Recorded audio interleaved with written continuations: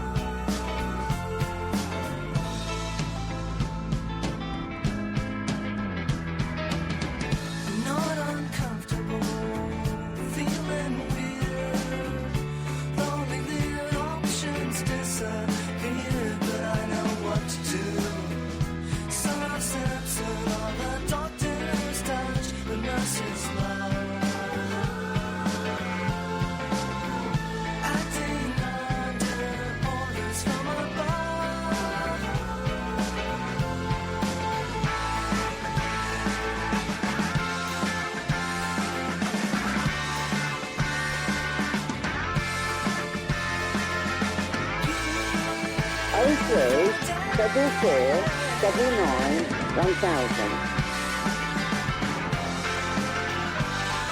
Wow! Why does life keep unfair? No, that's the wrong answer. Shabby Corner. That was a good.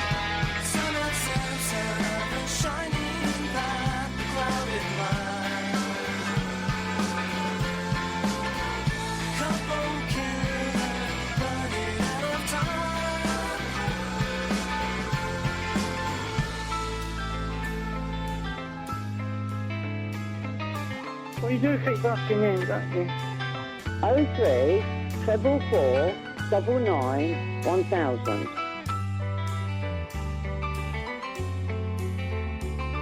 Shag a pony. You are a predator.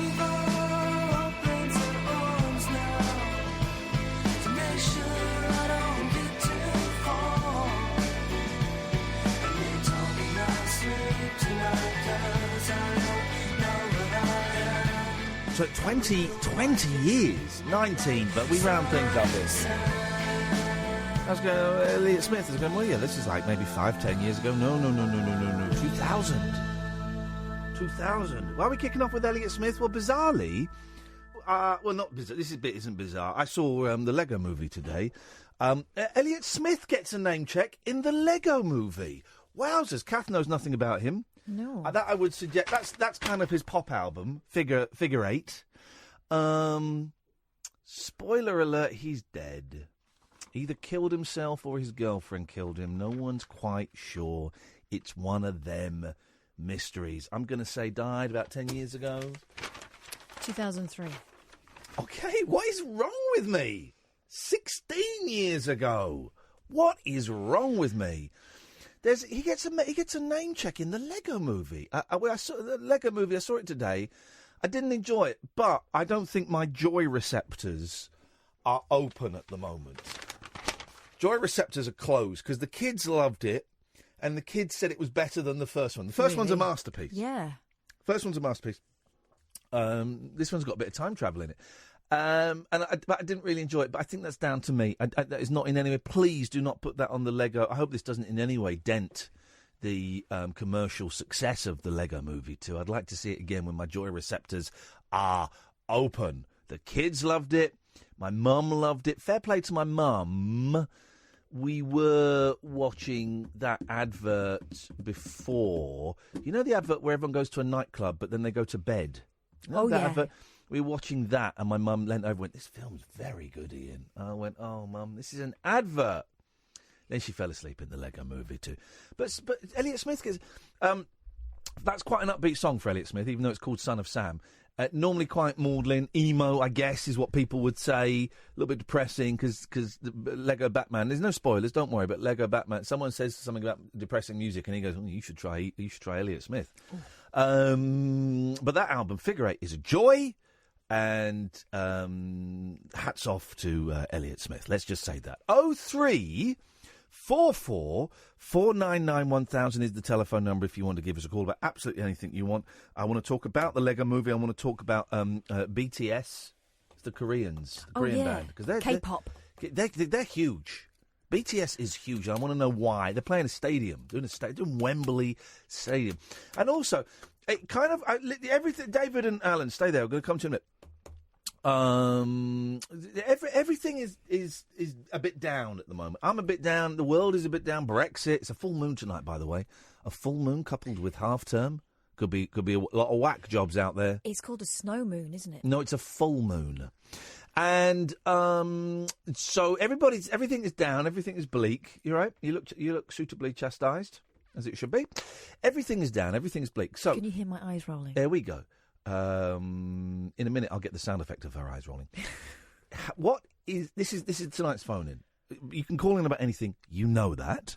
But this is tonight's phone-in question, okay? I'm going to start introducing phone-in questions as I did last night. Excellent. 0344 499 1000. Give us something to be optimistic about. Give us something to be optimistic about. What it can be a small thing, like maybe your cat's going to have baby cats. Kittens, thank you. Maybe your cat's going to have kittens in the next month. Something to be optimistic about. Maybe you've booked a nice holiday. Something to be optimistic about. Just give us something that we can cling on to as a nation, as a group of late-night losers, to be optimistic about. 0344 499 1000. I've got something. Hey. My youngest has got the opportunity to dress up as a superhero this weekend. Yes. On Friday, in fact. And she didn't choose one of the ones that wear, for some reason, girls' superhero costumes, they come with tutus, right?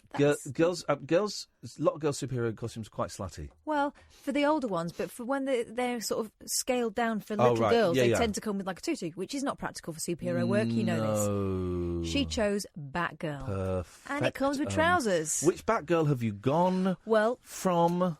It's for superhero girls DC. I wanted to do, proper Batgirl, all in purple, Barbara Gordon, 1960s She's always called Barbara Gordon. Barbara Gordon. Yeah. But unfortunately, they don't sell that. Outrageous behaviour. 0344 499 1000 is the phone number. What have you got to be optimistic about? Let's spread some love. Spread a little bit of love, shall we? Let's try and be upbeat. Let's go to David. Good evening, David. I'm going to have a poo soon. I'm always optimistic about that. You're having a pear? A poo. A poo, an optimistic poo. Well, that's fantastic, David. Anything else? Ooga zaga, ooga zaga, ooga zaga, ooh, ooh, ooh. Okay, that's just creepy, but thank you.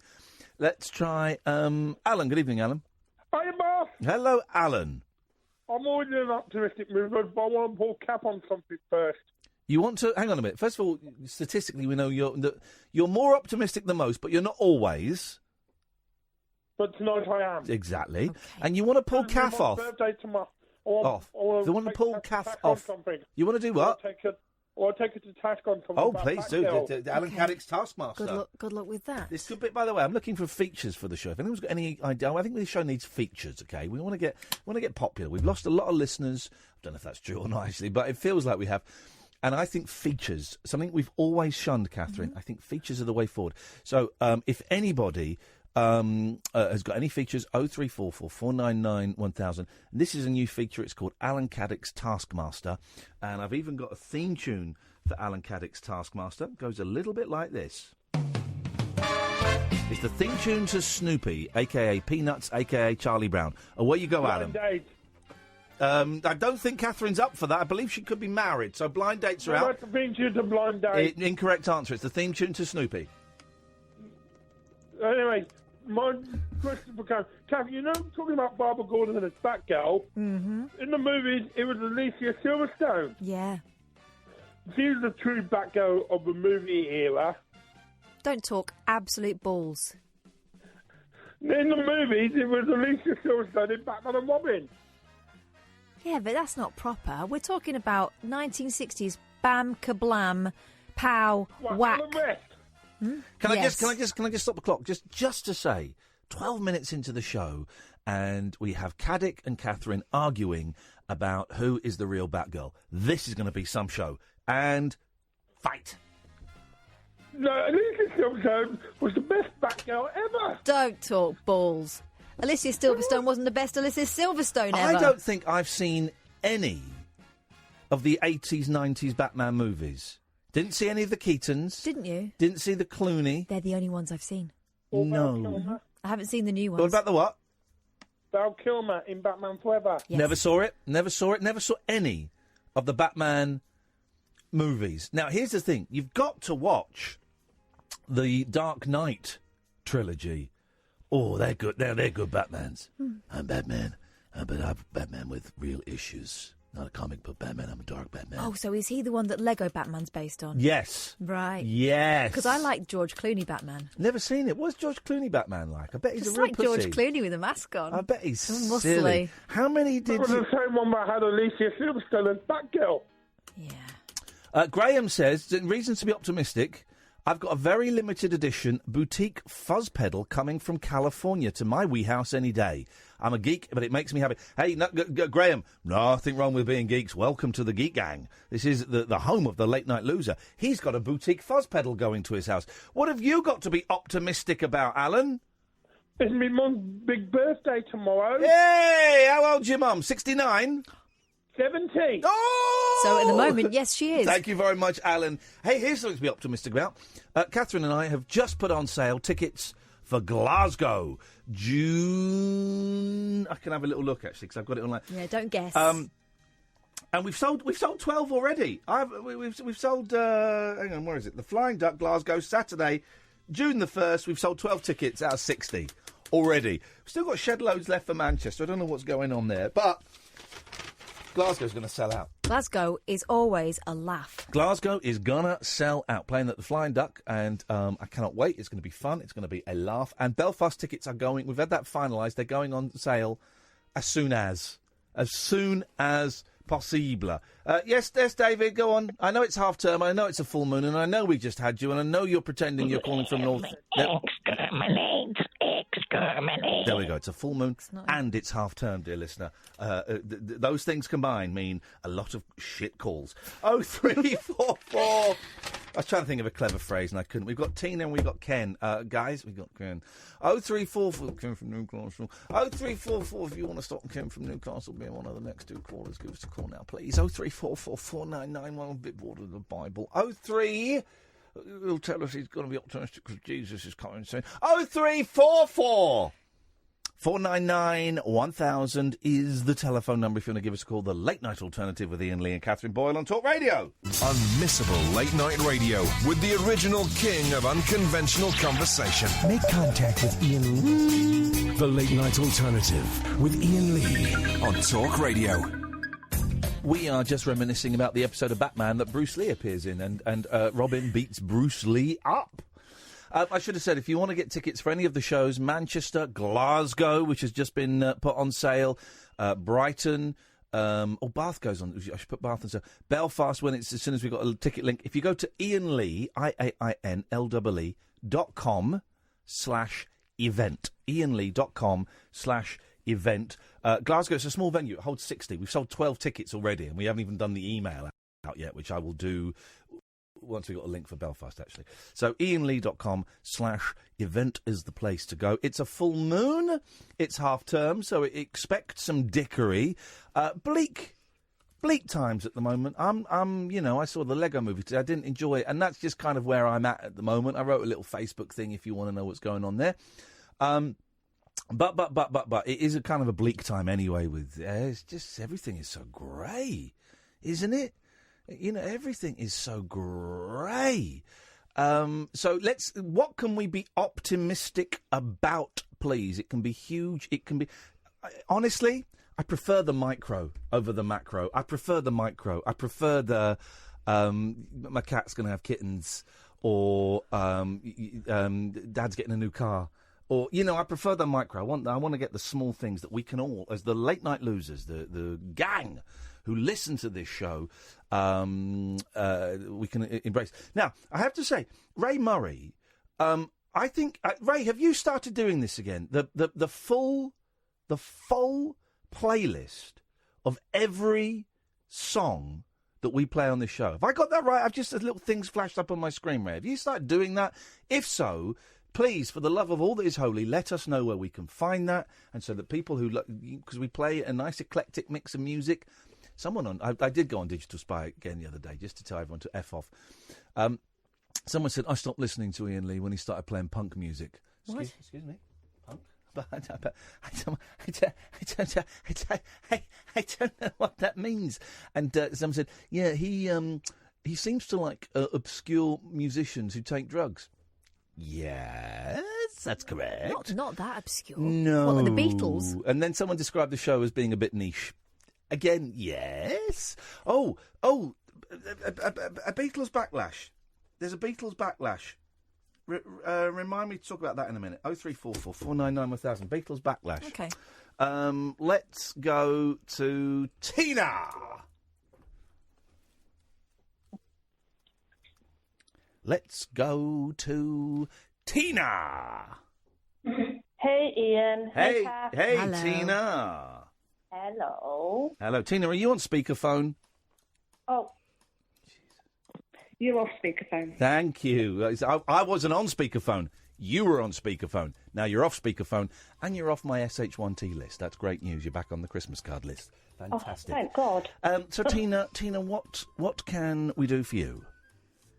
I'm feeling optimistic. Here we go. I'm going on holiday in 2 weeks' time. Yeah. Ooh, oh, hang on. Even cheeky. though Yes. you said it was going to be rubbish. Oh, hang on. Hang on. Where are you going? Magaluf. You're going to Magaluf? I'm not going to Magaluf. That's for boys and girls, isn't it? For boys and girls, yes. Dirty boys and girls. Where are you going then, Tina? Remind us. Sri Lanka. And you said, I hope you have a crap time. Oh, no. Well, that's different from me saying it's going to be rubbish. I think that means it sounds great and he's jealous. I've hexed you, of course, but no, Sri Lanka's great. A March holiday. Oh, look at Tina. If your mum and dad or your grandparents could see you now, go into the other side of the world in March. Abroad. This is outrageous. I'll pay for it yet, though. Oh, got to pay the money back. I went to Sri Lanka, and I remember going to Kandy. I think I saw Buddha's tooth. Oh. Or I certainly saw the place where they keep Buddha's tooth. I don't know if you're allowed to actually see the tooth. It's billed as an HR, a holy relic. Which tooth is it? It's I don't know. He was very incisive, so I'm going to say it was an incisor. Good one. That's what I'm going to say. If I had a Buddha's tooth, I think I'd grind it up and snort it. I think that's what I'd do. Get some of that holy, monkey magic kind of vibe going. Tina, nice. You'll have a great time. If I were you, I suggest you run away and join the Tamil Tigers, who I think, if I've got my Sri Lankan history correct, I think they're a football team. So I wish you the best of luck. Fingers crossed for the Tamil Tigers in this year's Sri Lankan FA Cup. All right, cheers, buddy. Thank you, Tina. Tutty bye. I like it when the callers have had enough of the nonsense and want to end the phone call. That, to me, is great. So, yeah, I'm supporting the Tamil Tigers. I wouldn't. And I wish those guys success right to the top of the Sri Lankan League. 0344 499 1000. Let's do it. Hello, Ken. Good evening, Ian and Catherine. Good evening, Ken. I have got a wonderful, extremely optimistic song for you all to consider. Okay. To encourage us. Okay. If it's Is that okay, Ian? Is it about Jesus coming back? No. Is it about Jesus? It's about Jesus, yes. Okay, thanks very much for your call, Ken. Let's go to Zoe. Good evening. I would have done exactly the same to a Muslim. I would have done exactly the same. No. I would have done exactly the same to a regular, annoying Muslim caller as I just did to Ken. I would. Just in case you wouldn't do that to a Muslim, if they were as regular as Ken and as annoying as Ken and as deaf as Ken, yes. Yes, I would. When I got booted out of the BBC, right, for having an argument with Christians, with Christian Concern, a very particular, specific organisation, extreme right-wing Christian organisation, I got loads of people saying, yeah, you wouldn't have said that. You wouldn't have spoken like that to a Muslim. And I kept thinking, I couldn't be bothered to, but I kept thinking, well, let me refer you to the episode when I did speak like that to a Muslim cleric who was also an arsehole and was promoting all kinds of horrible things to little kids. Remember, it was a school, wasn't it? And they had all kinds of books about beheadings and all that kind of... I said, actually, I did speak to a Muslim like that, actually, so... Up yours. You did it more than once. I did it quite a few times, yeah. Listen, I speak to them. If people are a-holes, whatever their religion or lack of, I will tell them they are a-holes. And speaking of a-holes, here's Rhythmic Paul. Oh! I don't know his religious denomination, but I think he's a timpanist, isn't he? He is. The worst kind. Hey, Paul, how you doing, man? Yeah, good, thank you, yeah. I hope you phoned up to apologise. I hope you're saying that you cancelled that silly concert you were supposed to be doing. With your orchestra. Well, you mentioned the Flying Duck, and you're literally like 3 minutes walk from where I'll be performing. So, one way or another, I'm gonna. Are you saying you want us to shout? Really loud. Or could you guys play a little quieter? Really loud. Here's the thing: you're only the timpanist, right? So you do the big cymbals and the drum, right? So there's most of the time you're not even used. I've got a brilliant idea. Yes. Right. I just sit at the back and fold my arms. Katie Tunstall's got one. She's in Scotland. She could borrow it. Yeah. One of them loop pedals. Oh. Just whack that on and come over. Or do it do it via Skype. Here's the thing: we're on. He thinks this is an apology, right? So basically, Paul lives and works in Glasgow, plays in an orchestra, and the other day he phoned up. He wished to insert his T in my A. And he said, if you guys are doing a show in Glasgow, I will be there. We told him when it was, and he went, oh no, I'm playing with the orchestra then. And now he's phoning up to say, I'm still playing with the orchestra, but I'm actually 3 minutes away. We're on at the same time as you, Paul. I'm going to come and see you somehow. We're on 7:30 till 10. I'm going to make it work. I'm going to be there for at least 10 minutes of your Here's show. what we're going to do. We're going to stream it on Periscope. What you need to do is you need to have, on your kettle drum, you need to have your phone and some headphones. Could you? No one will notice. I could, actually. If there's no audience behind me, that's entirely possible. Then do it. The state of Britain's orchestras today. It's post-Brexit, we just don't... You're the Honda of orchestras. Doesn't quite make sense, but it works. No. Paul, go on. I've got a question, actually, for everyone listening. Oh? Because you mentioned Batman with Alan a bit earlier. Mm. And I wonder if I'm the only person in the UK, when the Michael Keaton Batman film was launched, and they had, do you remember the marketing campaign? They had the symbol up, black with gold. The symbol was in gold. I had no idea what it was. Oh. And every time I saw it, I thought they looked like some weird dentures. You didn't know the bat signal? Well, I mean, I did, but I'd never seen it. It was always black with yellow and a round logo from, at the Adam Faith days. The Adam Faith, Adam West days. There we go. Adam Faith. Adam Faith, yes, okay, yes. Adam West, there you go. Jamie East, yes, okay, right, yes. Okay. Right. And because it wasn't in a circle, you didn't recognise the bat symbol and you thought it was for dentures. I just thought they looked like strange teeth. Okay, strange teeth. I want to know if I'm alone in that. I think we've got a good idea. 0344 499 1000. When Michael Keaton was Batman, did you think the Batman logo was strange teeth? Call us now. There's a question. People think when we were niche 5 minutes ago. There's a question. Paul, before you go, and you are going. Yeah. Boyley, yes, I'll have that. Thank you. Who's the best Batgirl? My idea, which is Yvonne, or Alicia? Ooh. I'll go with your idea, Yvonne. Okay, and now you're gone. He doesn't have a clue what he's talking about. There aren't enough girls called Yvonne these days. I can't. Can we find an Yvonne? Let's have the bar quite high. Let's find an Yvonne under 30 to start with. Not going to happen. Let's find an Yvonne, a bomb. A Le Bon. There's a Freudian slip. Let's find an Yvonne under the age of 30. So, lots to talk about. Zoe, stay there. You're going to be next up. 0344 499 1000, please. Can we find an Yvonne under the age of 30? What have you got to be optimistic about?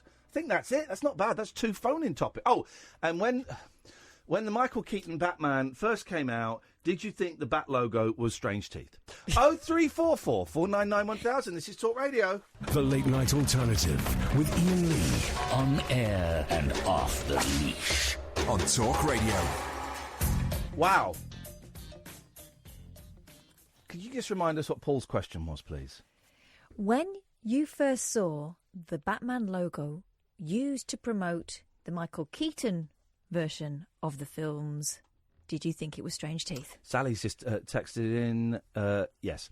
So there we go. 0344 499 1000. I've never seen any of the 80s or 90s Batman movies. I suspect if I watched them now, they'd look awful. I mean, they looked kind of awful then, I thought. They were a bit silly. Rubber Batman. Yeah, I liked them, but I haven't seen the other ones. Dark Batman. Dark Batman's great. But here's the thing, in 10 years' time, Dark Batman will look so... Well, already, 6 months after, not Jason Bateman, who was the most recent Batman? Christian Bale? No, there's been another Batman since then, who's done at least 2, possibly 3 Batman movies. Oh, Thingy Bob. Ben Affleck. Ben Affleck. He's not Batman anymore. He's out as Batman. His Batman films were terrible. Not his fault. No. Not his fault. I just think, that whole DC universe is boring. The only good one of those films I enjoyed was the Wonder Woman movie, which I thought was too long. Most films, I think, are 25 minutes too long, so there's nothing new for me. They were enjoying themselves, weren't they? Yeah, but I thought that was good. Aquaman is supposed to be good, but I just can't be bothered. I cannot be bothered. I'm very excited. 2 movies I'm excited about: Captain Marvel. Yeah. And Shazam. What's Shazam about? Shazam is this kid. I don't know the Shazam story too well, only from the trailers. Shazam is a kid who, I guess he gets like a magic ring or something, and whenever he says the word Shazam, he turns into like an adult superhero. Oh. But he's obviously still a kid. Oh. And there's, it looks like fun. Do you know what we haven't seen? Movie. And I don't want you watching it without me. Yeah. Black Panther. Oh, God. I've still got the DVD with the cellophane on it. Yeah. So, yeah, right. when we go on tour with the Rabbit Hole, that's going to be... That is happening. IainLee.com/event if you want to get tickets for Manchester and tickets for Glasgow. The Glasgow tickets went on sale tonight. Then go to IainLee.com/event for those ticket links. But right now, I'm going to go to Zoe. Good evening, Zoe. Good evening, Zoe. Good evening. That's you, Zoe, you muppet! You all right? Hang on, before I call you a muppet again, are you crying? No. You're a muppet, then! What are you doing? Hey, Zoe. Turn your radio... Oh, Hi. This is... I haven't had to say this since Dennis passed away. Turn your radio off! Okay. Thank you. You let us know when you've done that, Zoe. All right, I've done it. Half term and a full moon, dear listener. Half term and a full moon. OK, Zoe, you're live on Talk Radio on the most successful late-night phone-in radio show in the country. What would you like to say? What contribution would you like to... By the way, loads of people now just texting me and tweeting saying, yeah, I thought they were teeth. What would you like to say, Zoe? That I'm going to get my new house soon. Here we go! There's reasons to be cheerful, we would call it if we were a breakfast show, but we're not. Things to be optimistic about is my slightly cat-handed way of describing it. You're getting your new house. Tell us about this house. Don't give us the full location. That would be insane. Tell us about how many rooms. What does it look like? Is there a garden? What's going on? I don't know. It's a good story. Okay. So what? Who are you moving there with? With my dad. Fantastic. So have you seen it yet, Zoe? Well, no, because he marked a lot of them, and I don't know which one. Oh, no! Oh, no. Did you get dragged around with your dad looking at loads of boring houses? Yeah. Oh, man. It is Dullsville, isn't it? I said Dullsville to a young person. I know you did. It's dull. Was there... OK. Of all the houses that you saw, Zoe, was there one in particular that you're really hoping it is? No. Okay, fine. Was there not one? Are you getting your own bedroom? Yeah. Beautiful. Okay. Was there not one bedroom you walked in and thought, yeah, I can see me loving this? No. Kind of. Kind of. All right. When are you moving? Do you know yet? No. Oh, man. Well, listen, Zoe, it's very, very exciting. The late night losers, we are going to hold on to that. We're all going to be optimistic about it. I wish you the best of luck with the move, and maybe you can give us a call when you are in your new bedroom. Okay. All right, Zoe. Are you on half term? I don't know. Okay, thanks very much indeed. That, dear listener, is why we have Brexit.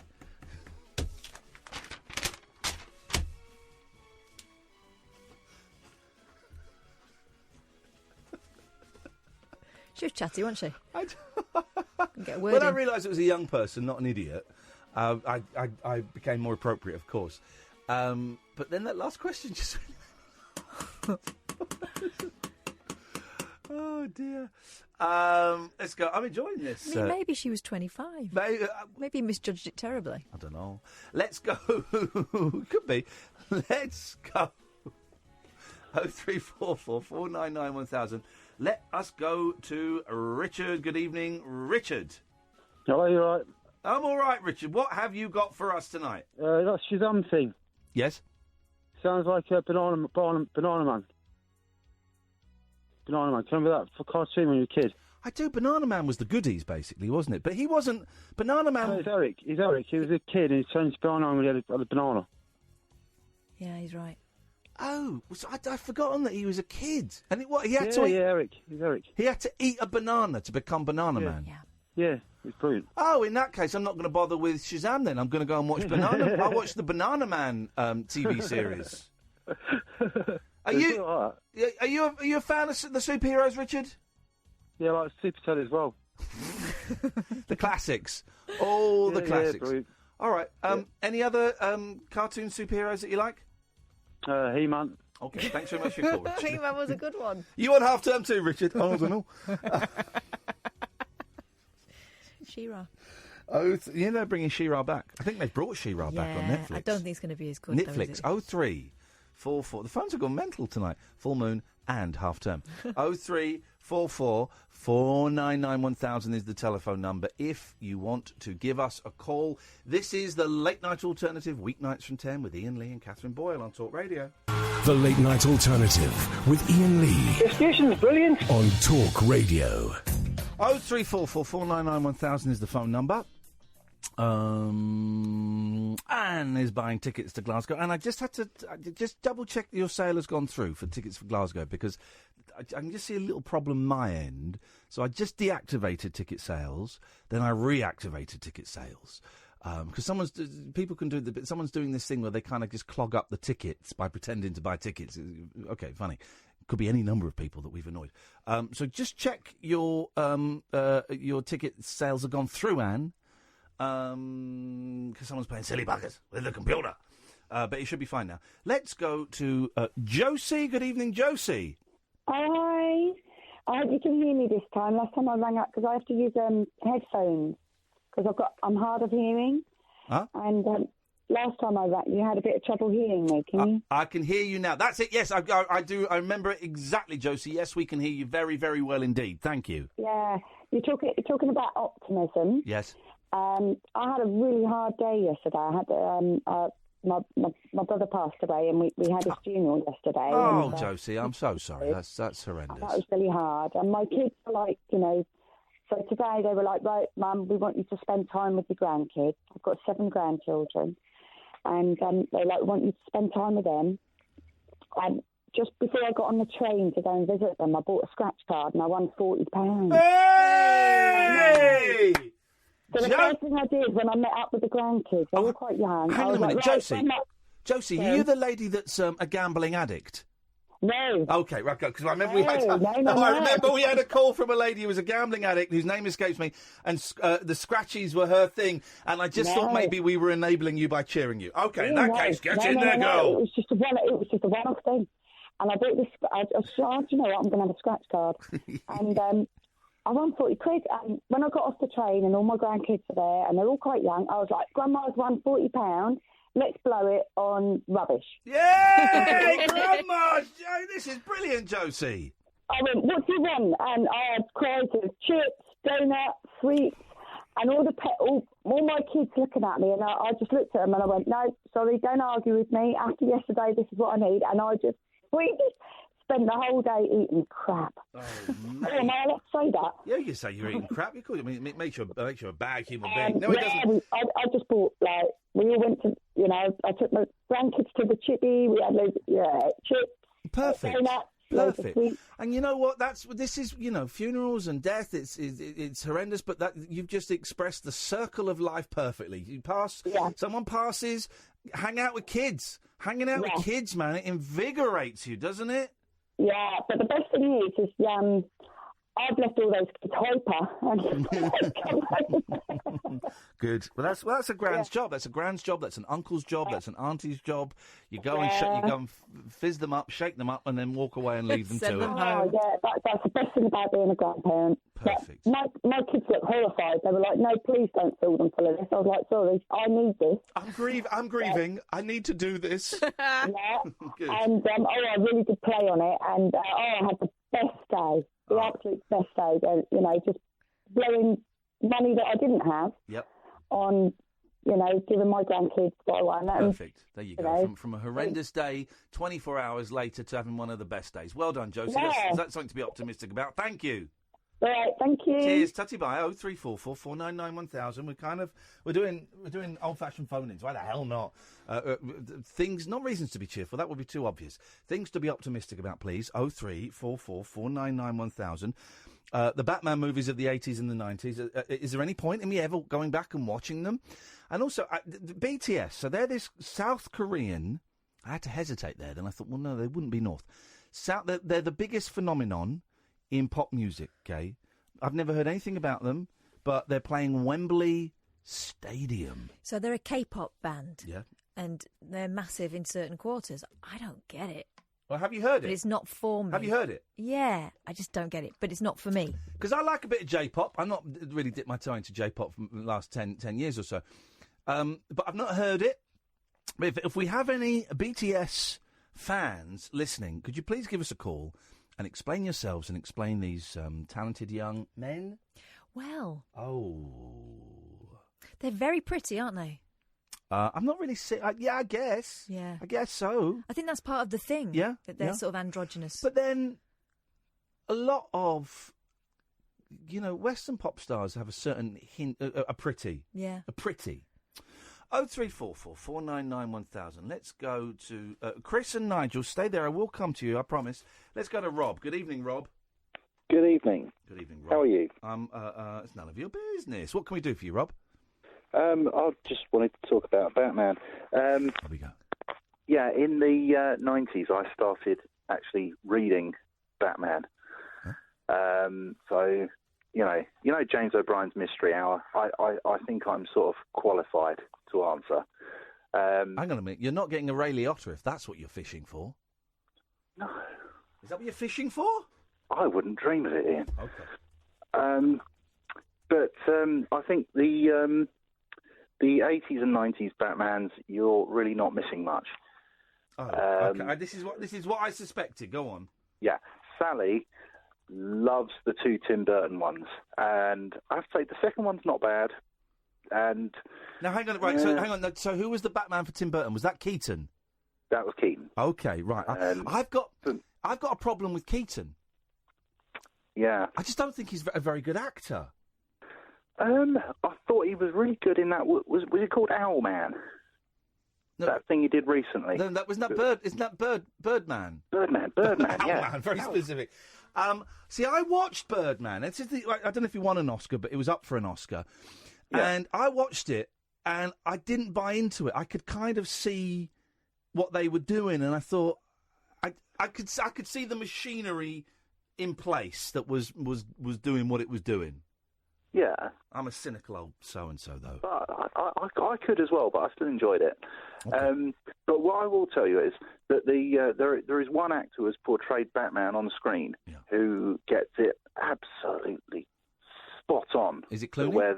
where the original material comes from. Go on, and because the original material, I'm not too hot on the old graphic novel, but it's dark, yeah. Oh yeah, it's grim. It's dark. It's grim stuff. And that actor is Kevin Conroy. Who? He did the voice of Batman in the animated series. Oh, blimey! Everyone who thought we were niche 20 minutes ago when we were talking about Michael Keaton's Batman logo teeth. Now we're getting niche. Yeah, no, he's the animated Adventures of Batman. It was for kids, so it's not as grim as the comics, but the writing and the acting are absolutely. Is that the one that Luke Skywalker does the Joker? Yes. Okay, I'm in. I am in. And would that gentleman have done the voice for Batman in the Batman video games of recent years? Oh, possibly. Okay. I'm not certain. Okay. Wow, we've pushed your knowledge to the limits. Wow. Yeah, you have. Yeah, but I would recommend if you're looking for some literature for Batman, I would strongly recommend the Nightfall saga. Okay. Which is absolutely Because here's the thing, right? I love going in comic shops, and every time I go to New York, Rob, there's a brilliant comic shop, the one we went to, Kath. And when I went to New York last year on my own, I went there. When I took the boys, we went in there, and I keep going in there thinking, right, comic books. I want to get some dark graphic novels. But it's just so overwhelming. Yeah, isn't I it? feel the same because I think it's the sort of thing I would enjoy, but I don't know where to start. And if I get a Duff one, that'll be the end. Yeah, there's just you walk in and you go, right, this is it. Oh no, there's too much. I'm going to buy some toys for the kids and I'm going to leave. So, so go on. Tell, what do I need? Tell me what I need. Okay. Well, if you're looking for Batman, the Nightfall saga is you can't beat the Nightfall saga. Everyone goes for the Long Halloween or the Killing Joke. I love this. And Dark Knight Returns. They're your go-to Batman comic titles. Yeah. But for me, you can't beat the Nightfall saga, and a very obscure one called Batman Year 100. I mean, I am aware that we're probably losing a lot of the audience, but no. This is I'm digging it, which is not always great. Brief in one sentence. What the hell is Batman Year 100? It's set in 2038, and he's old. Maybe. This is what I was hoping for. Find out.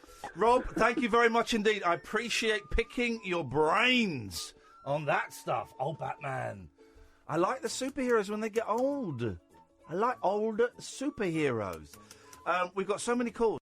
I'm not quite sure what's happened. Pick a line between 1 and 4. 3. Okay, that would be... it's Nigel in Maidstone. Yay! Or is it? Hello, Nigel.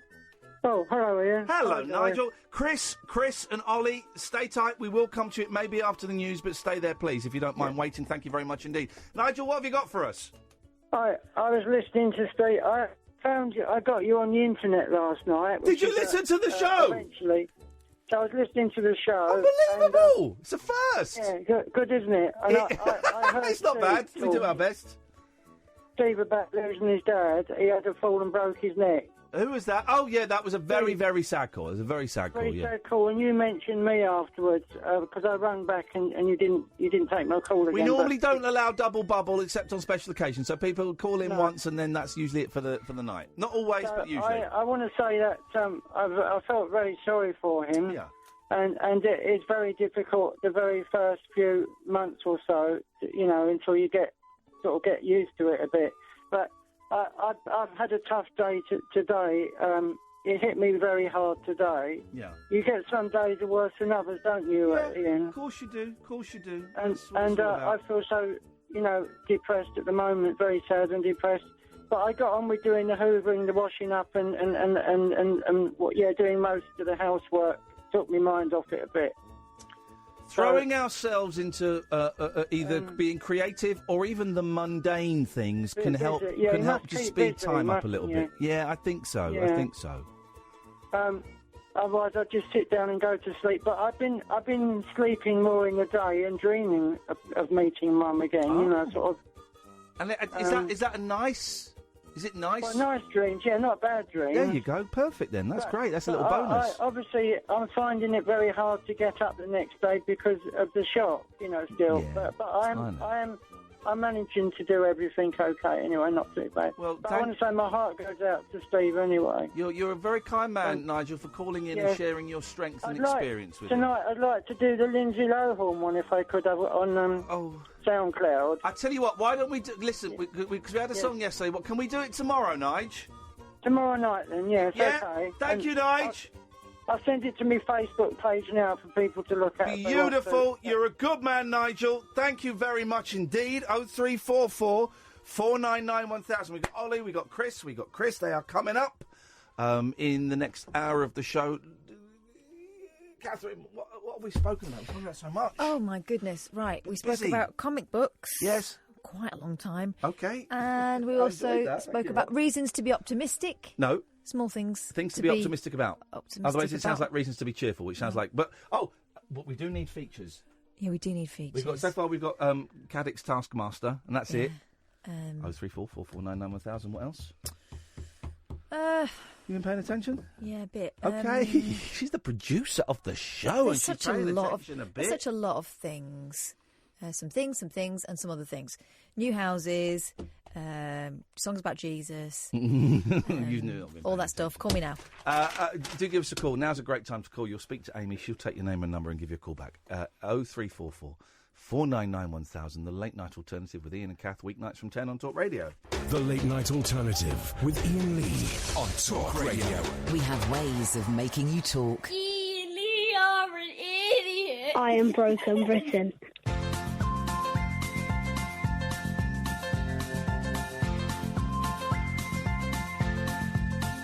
There's a voice that keeps on calling me down the road.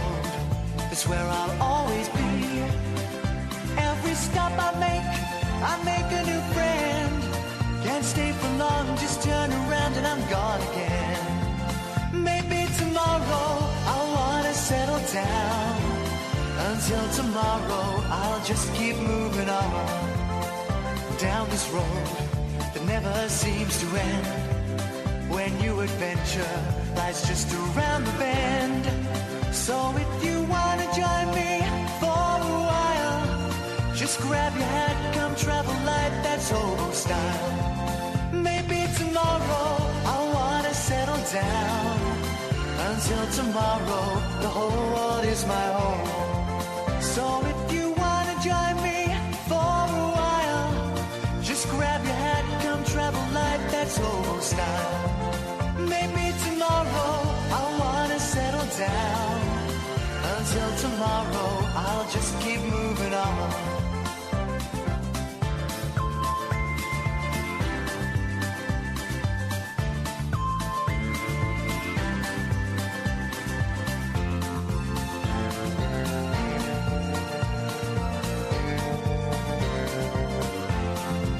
Maybe tomorrow I wanna settle down.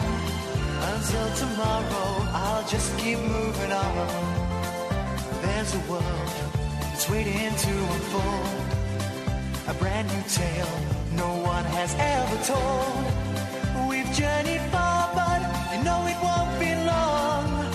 We're almost there and we paid our fare with a hobo song. Maybe tomorrow I'll wanna settle down.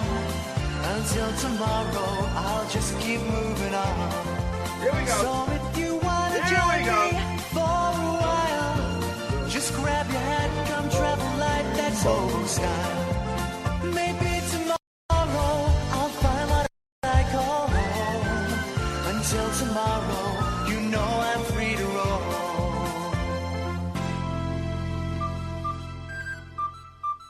Let's just enjoy the 30 seconds of the Pitagora Soichi theme, shall we? Here we go.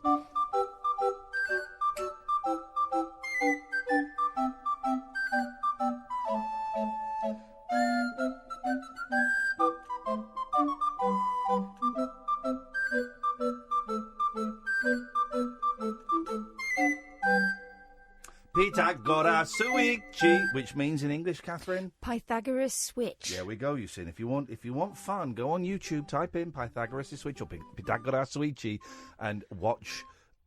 It's one of my favourite Japanese TV programs. They're great. I was over there. I bought DVD, beautiful book with the DVD, and it's basically like not Hoffnung. Is it Hoffnung? Anyway, there's these little funny inventions that are fun. 0344 499 1000 is the telephone number. Roger is listening, eating bacon sandwiches. Good for you, Roger. Well done. This is the Late Night Alternative. I'm Iain Lee. Who the hell are you? My name is Batgirl. Full moon and half term. Full moon plus half term equals crazicals. Just have to say to you, though, the moon is just the same moon as before. Yep. It's not actually swollen up. No, I'm glad they covered that in the news. It does not. It's just not swollen. It's the moon. It's just the moon. 0344 499 1000. Lots to talk about. Batman, BTS. Is that what they're called? BTS. Yes. There's a Beatles backlash. I want to talk about the Beatles backlash in a bit, partly because of this film yesterday, where the Beatles never existed, or only one person remembers the Beatles. And I was reading a lot of interesting stuff on Twitter about, because there's this. I mean, I'm going to be honest. I've never even heard of Ryan Adams. I've never heard of him, and I've certainly never heard his music, as far as I'm aware. And he's a scumbag, and he's been accused of trying to get, I think a 15-year-old girl, maybe 16, anyway, a young girl, to send nudie pictures, and he's a grown man, and that's outrageous and awful, if true. But he was also married to Mandy Moore, who I love. Mandy Moore. She did a great album of cover versions. And what did she say about him? He said he was controlling. Yeah. And she's also been applauding a young artist who spoke out. He took her under his wing. They had sex. She was 20. He was 40. She was feeling low. After that, he started this sort of coercive relationship where if she didn't text him within a certain time, he threatened to kill himself. But a lot of this was also, if you sleep with me, I know people in the record business. I'm Ryan Adams, for crying out loud. Brian? No, Ryan. Ah, okay. So there's been a lot, and there was a really weird piece. Let me find it. Ollie, Chris, and Chris, stay there. I will come to you. There was a really Ryan Adams. Was it in the Guardian? Do you know the piece to which I refer? About misogyny in the indie business. Is that right? No. It was defending him. Oh, no, I didn't see that. And there's a brilliant writer called Laura Snapes who's been kind of attacking the guy that wrote this thing. No, it wasn't The Guardian. Maybe it was The Telegraph. Rock is dead, guys. Rock is dead. This is leading me to the... Here we go. This is it. Let's take some calls, then we'll come back to it. It's quite a long piece. And is it behind a paywall? Oh, jeez. It's behind a paywall. I'll register again to the Telegraph. Boy, oh boy. Unregistering from the Telegraph is the hardest. It's not just click and unsubscribe, but I'll go in for you guys. Before that, let's go to... I'm going to say, hello, Chris. Hello, Ian. Hello, Chris. It's you, Chris, not the other Chris. The other Chris, you'll be next. Yes, Chris. Yes, my brother. How you doing? And there's none of your business. Hip, hip, hip. Hip, hip, hooray! What kind of cake? Let's get them all out. What kind of cake, Chris? Chocolate cake. Beautiful chocolate. Do you know what? Reasons to be optimistic. No. Things to be optimistic about. Otherwise, it sounds too much like Ian Jury. Go on, what you got, Chris? What are you optimistic about? 50 days clean and sober today, Ian. Yes, mate! Chris! Beautiful! Chris! Yes, buddy, congratulaziano! Thank you very much, man. Thank you very much. You sound full of the joys of sobriety. Absolutely. I've got my fruit tea. I'm sitting here now waiting to get fruit. Normally I'd be going mad. 25 minutes I'm waiting. Yeah. But you know what? Yeah. It's all good, man. That 25 minutes for you to come on was today's spiritual lesson. Totally, man. Totally. All of it is a spiritual lesson. That's right. Patience and tolerance, my friend. Yeah, exactly. Well, you sound on top of the world. You sound perky. You sound focused and clear. I'm glad. It's all going all right, is it? It's going brilliant, mate. Just one day at a time. I'm just doing the right things, man. Doing the right things. I don't want to gloat. What is the date today? I'm like maybe. I'm about 5 weeks off being a year clean again. Oh, brilliant, Ian. After a little cheeky little 3-month relapse back on the gear. Cheeky little winner. I had to go out, Chris. You know, I had to go out and just do a few more experiments and just a little bit more investigation, a little bit more research, a little bit more research. And after 3 months, I decided, no, it still sucks. It still sucks. So so listen, man, we're still in our early days. But it's so much better than the alternative, isn't it? Oh, come on, man. It's absolutely... It's clarity. It's just all good. It's hard, don't get me wrong, but at the end of the day, it's worth it. Yeah. Waking up with that anxiety and that gloom every morning, that's not there anymore. You know, the obsession to use has been lifted. Beautiful. Have you had any using dreams? I've had loads, to be honest. The dreams are the maddest things. They're only now settling down, you know. I get them, and they used to worry me a lot, right? But then a friend of mine in recovery said, oh, no, treat them as a freebie. Treat them like they're a freebie, right? It's like you've had a little use up, but actually you haven't, and that's great, and it's a little reminder, and, you know, if you enjoyed it in the dream, well, that's a bonus, but treat it as a freebie. But the dreams are weird. It's that thing as well, when you wake up, you think, oh, my God, I've used. Oh, no, it was just a dream. That 5 seconds, you go, oh, no, I've used. Oh, it was a dream. There you go. Yeah, they do spin you out, don't get me wrong. But, yeah, man, well done, Ian. I just want to say well done to my brother as well, who's attracted me to this as well. He's leading by example. Perfect. And I'm proud of him too, you know. Well, good for you, man, and well done for sharing that, because there'll be a lot of people who are struggling or are early days, and you'll be an inspiration, Chris. So thank you, mate. Just keep going, man. Pick up the phone. And Ian, thank you very much, man. You're a legend. Bless you, brother. There we go. You see, so that's something to be optimistic about. He's doing it. He's doing it. You're getting a little bit emotional. Yeah, I'm really, you know, I know how hard it is. Yeah. And it fills me with joy. We haven't really talked about my relapse properly, and I know that it was horrible for you. It was horrible for you. Because first time I did Class A drugs again. Should I say, can I say that? Yeah, go on. First time I did Class A drugs again, right, is when I got back from Australia and went back to this crappy little flat, and everything was miserable. And I put myself in a situation where I knew I could get drugs, and I did it. And for like the first 20 minutes, it was like, shit, this is amazing. Literally 20 minutes of, oh my God, this is amazing. I remember this. I'm home. And then like from 21 minutes through to like 25 hours later, it was like, oh my God, this is the worst thing in the world. This is awful. What have I done? I hate it. And then the next day I phoned up someone in NA who I hadn't spoken to for ages and said, oh, you're not going to believe what I've done. And then I think you were the second person. No, you came round. And I said, I've got something to tell you. I've been using drugs. I've been high on drugs. I'm laughing because I'm embarrassed and I'm ashamed. And you know, but I told you straight away. I thought I can swerve Kath on this one. I can do this. And you got busted. I got busted straight away. As soon as she came and went, I've taken loads of drugs, I'm really bad. So I'm sorry for putting you through that. So we started the process, didn't we? Yeah, I'm really sorry for putting you through that, because that was horrendous for you, and I know it was horrendous for you. So thank you for your support, genuinely. Well, thank you for sorting yourself out. Keep going. Thank you. But it's 3 months of that. I wasn't bang on it every day. Oh. I mean, I don't even know how many use-ups I had in that 3 months. 6, 5, 8. I don't know, and I've not sat down and counted it. I don't really see any reason to. It wasn't every day. But as soon as that first drug entered me, I was thinking about it every day for the next 3 months. Thinking about it. And I was lying to you a lot. I know. Telling you terrible, terrible lies. Yeah, and you think you're getting away with it, but you're not. And this is the worst thing. This is the worst thing. When you know you're being lied to and you think, why is it? Oh, God. Right, well. And you know, as a friend, here's the thing. I'm not your mum. I don't want to be the fun police. I don't want to be the one you lie to. No. So that bloody hurt. Yeah. Anyway. I'm laughing out of embarrassment. I'm laughing because I enjoyed it. I'm not laughing because I thought it was fun I'm laughing out of nervous embarrassment is why I'm giggling at the moment.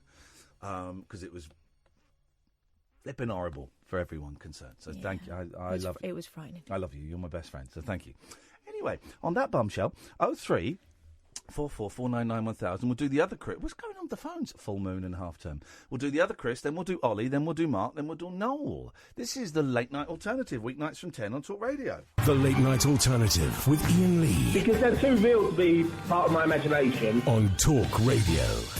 Anyway, I can't be bothered to read that article. The guy's kind of defending Ryan Adams, but he's doing so by saying, okay, yeah, he may have been a sleazebag, but that's not the end of the world. Listen, I'm a sleazebag, but within it, he is almost deliberately ignoring the allegations of him trying to get pictures of a 15-year-old girl naked, saying that hasn't been proven yet. Okay. This has then prompted lots of... I mean, I've never even heard this Ryan Adams. It could be lousy, probably lousy. I don't know, good musicians. You have heard him, right? Oh. This was an example in the Guardian article, yes. which was about how, indie musicians have got this kind of artsy, sensitive kind of persona, but actually it's rife. And this is a woman who's been working within the, as a critic and a reporter on music for years, and she said that she comes across it quite a lot. No one would review Taylor Swift's album. Go on. Yeah. But they were all over Ryan Adams' version, song by song version. He did a cover version of her album. Yeah. That's the only Ryan Adams I've heard. But I've not heard it. Oh, haven't you? I've heard that.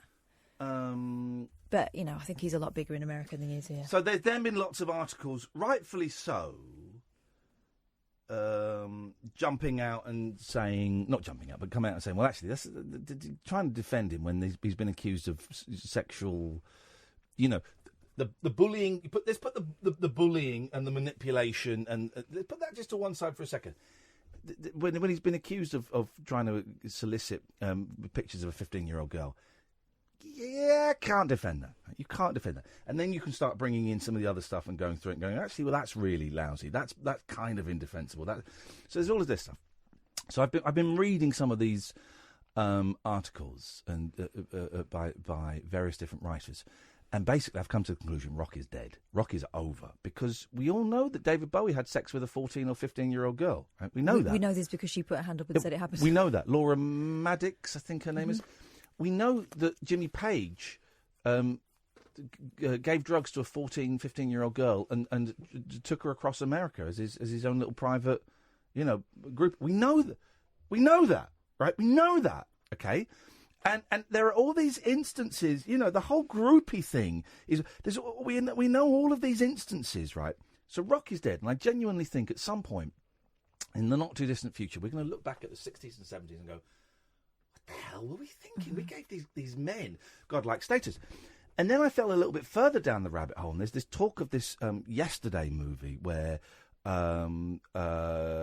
this guy wakes up and no one remembers the Beatles except for him, and he writes all the songs, okay? He makes out he's written the songs. And there's loads of people upset about that, going, well, hang on, because Coldplay get mentioned. Well, hang on, Coldplay are mentioned in the movie, but the Beatles didn't exist. Well, that's just crazy. Or, the Beatles changed. It's all pretend, It's a pretend film. Right, so there's that. But then I've seen a couple of women commentators, female commentators, on Twitter, and I can't find it. I was just trying to find it, and I can't. Arguing about how the Beatles, how pop music and rock music is male dominated, and you're right, it is. For every girl rock group, we could name half a dozen girl rock groups. We could name 5,000 male rock groups, right? We could do that. And also, a lot of pop was aimed at the money of young girls, but they weren't really interested in their opinions. Yeah, it wasn't really until the Spice Girls came along that you suddenly saw an explosion of girl bands, right? But again, they're after women's money. Yeah. But then some people were arguing that the Beatles, the number of female acts that was... I wish I could find the tweet. If anyone could, I've not got Twitter, but there you go. I mean, I've not, so you can't tweet it to me. The number of female acts and talent that were suppressed because of the Beatles' dominance at both the time and also retrospectively, the fact that there is a film being made in 2019 about the Beatles, they're kind of saying that the Beatles have suppressed a lot of female talent and stuff. Well, maybe? To me, it feels like don't hate the player, hate the game. Yeah. But you do look back at the 60s, all the guitar groups are men. There'll be exceptions, but I can't think of any. You talk about the 60s groups, The Who, the Beatles, the Stones, the Beach Boys, all the ones that trip off. I can think of Quattro and Joan Jett, really. 70s. Yeah. 70s and 80s. But they were one-offs. Yeah. They weren't one-offs. I'm trying to But they were tread still really rarer carefully. than the men. I'm trying to tread really carefully. From the 60s, all of the names of the acts that trip off, that hold guitars, are blokes. You want some cute vocal harmony groups? Okay, well, fine. Then we've got Diana Ross and the Supremes. Then we've got Martha and the Vandellas. Then you could name a few more. But the acts that stand there holding their guitars and beating their drums and doing all that, it's men. But those girl groups were dancing to the men's tune, weren't they? Oh, yeah. For years. Berry Gordy was the man whose tune they were dancing to. Well, and often they were interchangeable, like, the Supremes. The Ronettes. Ronnie Spector says that her voice is being passed off as Darlene Love so many times on records because he just said, well, they're all the same. They're just the voice of my genius. Rock is next. We're having, thank God, we're having the hashtag Me Too, and it seems to be focused around movies and the Hollywood industry at the moment. Rock is going to collapse around us, and I don't know why more people aren't making a song and dance about. I mean, there was an article about David Bowie, and it's an old story. It was in the Mail, I think, saw it, yeah. and it was prompted by something that David Baddiel said somewhere, and it was about David Bowie when he was 40 in the late 80s on some island with him and Jagger, and him getting off with a 16-year-old girl. It's a little bit rum, In this country, it's not illegal. It's a little bit rum. In America, it's illegal because I think the age of consent is 18. I think in America. For years, it's been a kind of look at Mick Jagger. He's always been like that, And obviously, they're not teenagers anymore, but they're 20, 30 somethings, and comparatively, they're very young for him. When some of those heritage acts die. Boy, oh boy, the stories are going to come thick and fast. I try to understand it, and I try to look at the way things were then, and I've asked my mum about it. Now, you've got to remember, my mum left school, I think she was 14. She said I was going to work. By the time I was 15, I'd been going to work. I was treated like a woman in the office. So we weren't young 14-year-olds. It all sounds like so excuses does that mean, to me. Well, does that mean we can't judge what they were up to in 1966 through the eyes of 2019? Can we not? I don't know. I mean, that's like saying, oh, well, they were all at it. They were different times. Different times. I just don't. And this is only from my mother, right? And I still think it's bullshit. Well, I do, because I just see a 14-year-old. I see a 14-year-old, and actually they weren't. They didn't have the internet. They weren't as worldly wise or sexually aware as for the majority as kids unfortunately are these days. But they had more responsibility, arguably. Yeah, I know what you mean. 03444991000. We've got a load of calls waiting, so let's Mark, Noel, Ollie, stay there. We will come to you. Let's go to Chris. Chris is first. Good evening, Chris. Hi, Ian. How are you doing? Hello, Chris. That's none of your business. What can we do for you this evening? Oh, I'm sorry. You will be sorry when I give you a knuckle sandwich, you piece of trash. Wow. No, that escalated quickly, didn't it? I retract that immediately. That was unnecessary. All for inquiring as to your health. Unnecessary and unprecedented, and I am sorry, sir. What can we do for you this evening? Well, after that. Yeah. Well, I'm struggling to follow after that conversation because it's a tricky situation. It's tricky, isn't it?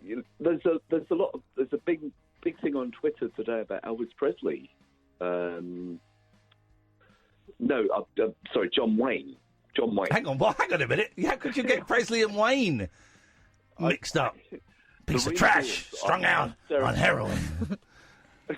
I'm staring at a picture of Elvis. What's Wayne up to? John Wayne in 1971 had an interview, and he made some very extremely racist comments. Oh. And it's suddenly become huge on Twitter. Lots of people are sort of saying there's a few people that are saying he should be killed, which is a bit odd. Gosh. Yeah, I think Twitter. The reason I actually rang up. By the way, you want to talk about racist? People saying racist stuff. Guys, go and look up Karl Lagerfeld. Do you want to know what John Wayne said? Yeah, go on. To a May 1971 interview with Playboy. Yes. The actor who's been in films such as The Alamo, blah blah blah. The Alamo, blah blah blah. Yeah, stated that nearly 50-year-old in the nearly 50-year-old interview that he was in favour of white supremacy, explaining his belief that black people weren't sufficiently equipped scholastically to be in charge of others. Oh, I mean, Mr. Wayne. The well-known genius John Wayne. Mr. Wayne. We can't all of a sudden get down on our knees and turn everything over to the leadership of blacks, Wayne said in the interview, in response to a question regarding Angela Davis and discrimination. He also explained his belief that there was nothing wrong with the so-called stealing of indigenous land because at the time it was means for survival. There were great numbers of people who needed new land, and the Indians were selfishly trying to keep it for themselves, he said. Fancy that. I say. Anyway, silly old... I never liked John Wayne anyway. His films are crap. They're rubbish. They're rubbish. Silly macho nonsense. You were about to say something else, Chris. Go on. Well, no, that's not really why I Okay. phoned up. I phoned up. I actually interviewed you for a Beatles podcast called I'm the Egg Pod. Oh, it's Chris. I love the way you kind of tentatively say it. It's called I Am the Egg Pod, as though it's like going, well, hang on, I've done a lot of Beatles podcast interviews over the last year. I Am the Egg Pod. No, it doesn't. Oh, yes, oh, Chris, how lovely. You should have said that first off. I wouldn't have called you a useless piece of trash. So those who don't know, I Am the Egg Pod is a lovely podcast where this gentleman, Chris, goes and visits various different people. I'm going to put in inverted commas with a small c, celebrities. They pick their favourite Beatles or related album and just sit and kind of geek out about it for an hour. And I picked the Give My Regards to Broad Street soundtrack. You did, and I wish I'd gone. Do you know what? Thinking back, I should have not doubled down. I should have tripled down on that, because actually that is the best version of Yesterday ever. Do you know what? One thing I didn't ask you. Yeah. You said the original version was cynical.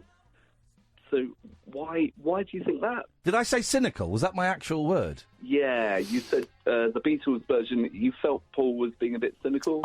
Yes, okay. The original Yesterday feels... And it may be just because we've heard it, 70 billion times, okay? So that always... It's hard, with a song as familiar as that, to listen to it with fresh ears.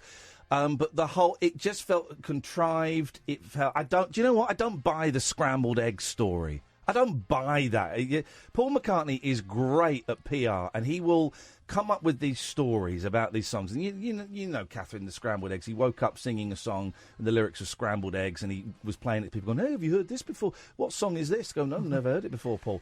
And he turned it into Yesterday. I don't buy that. I think the idea of not having the other Beatles on there and having a string quartet, I think that is calculated.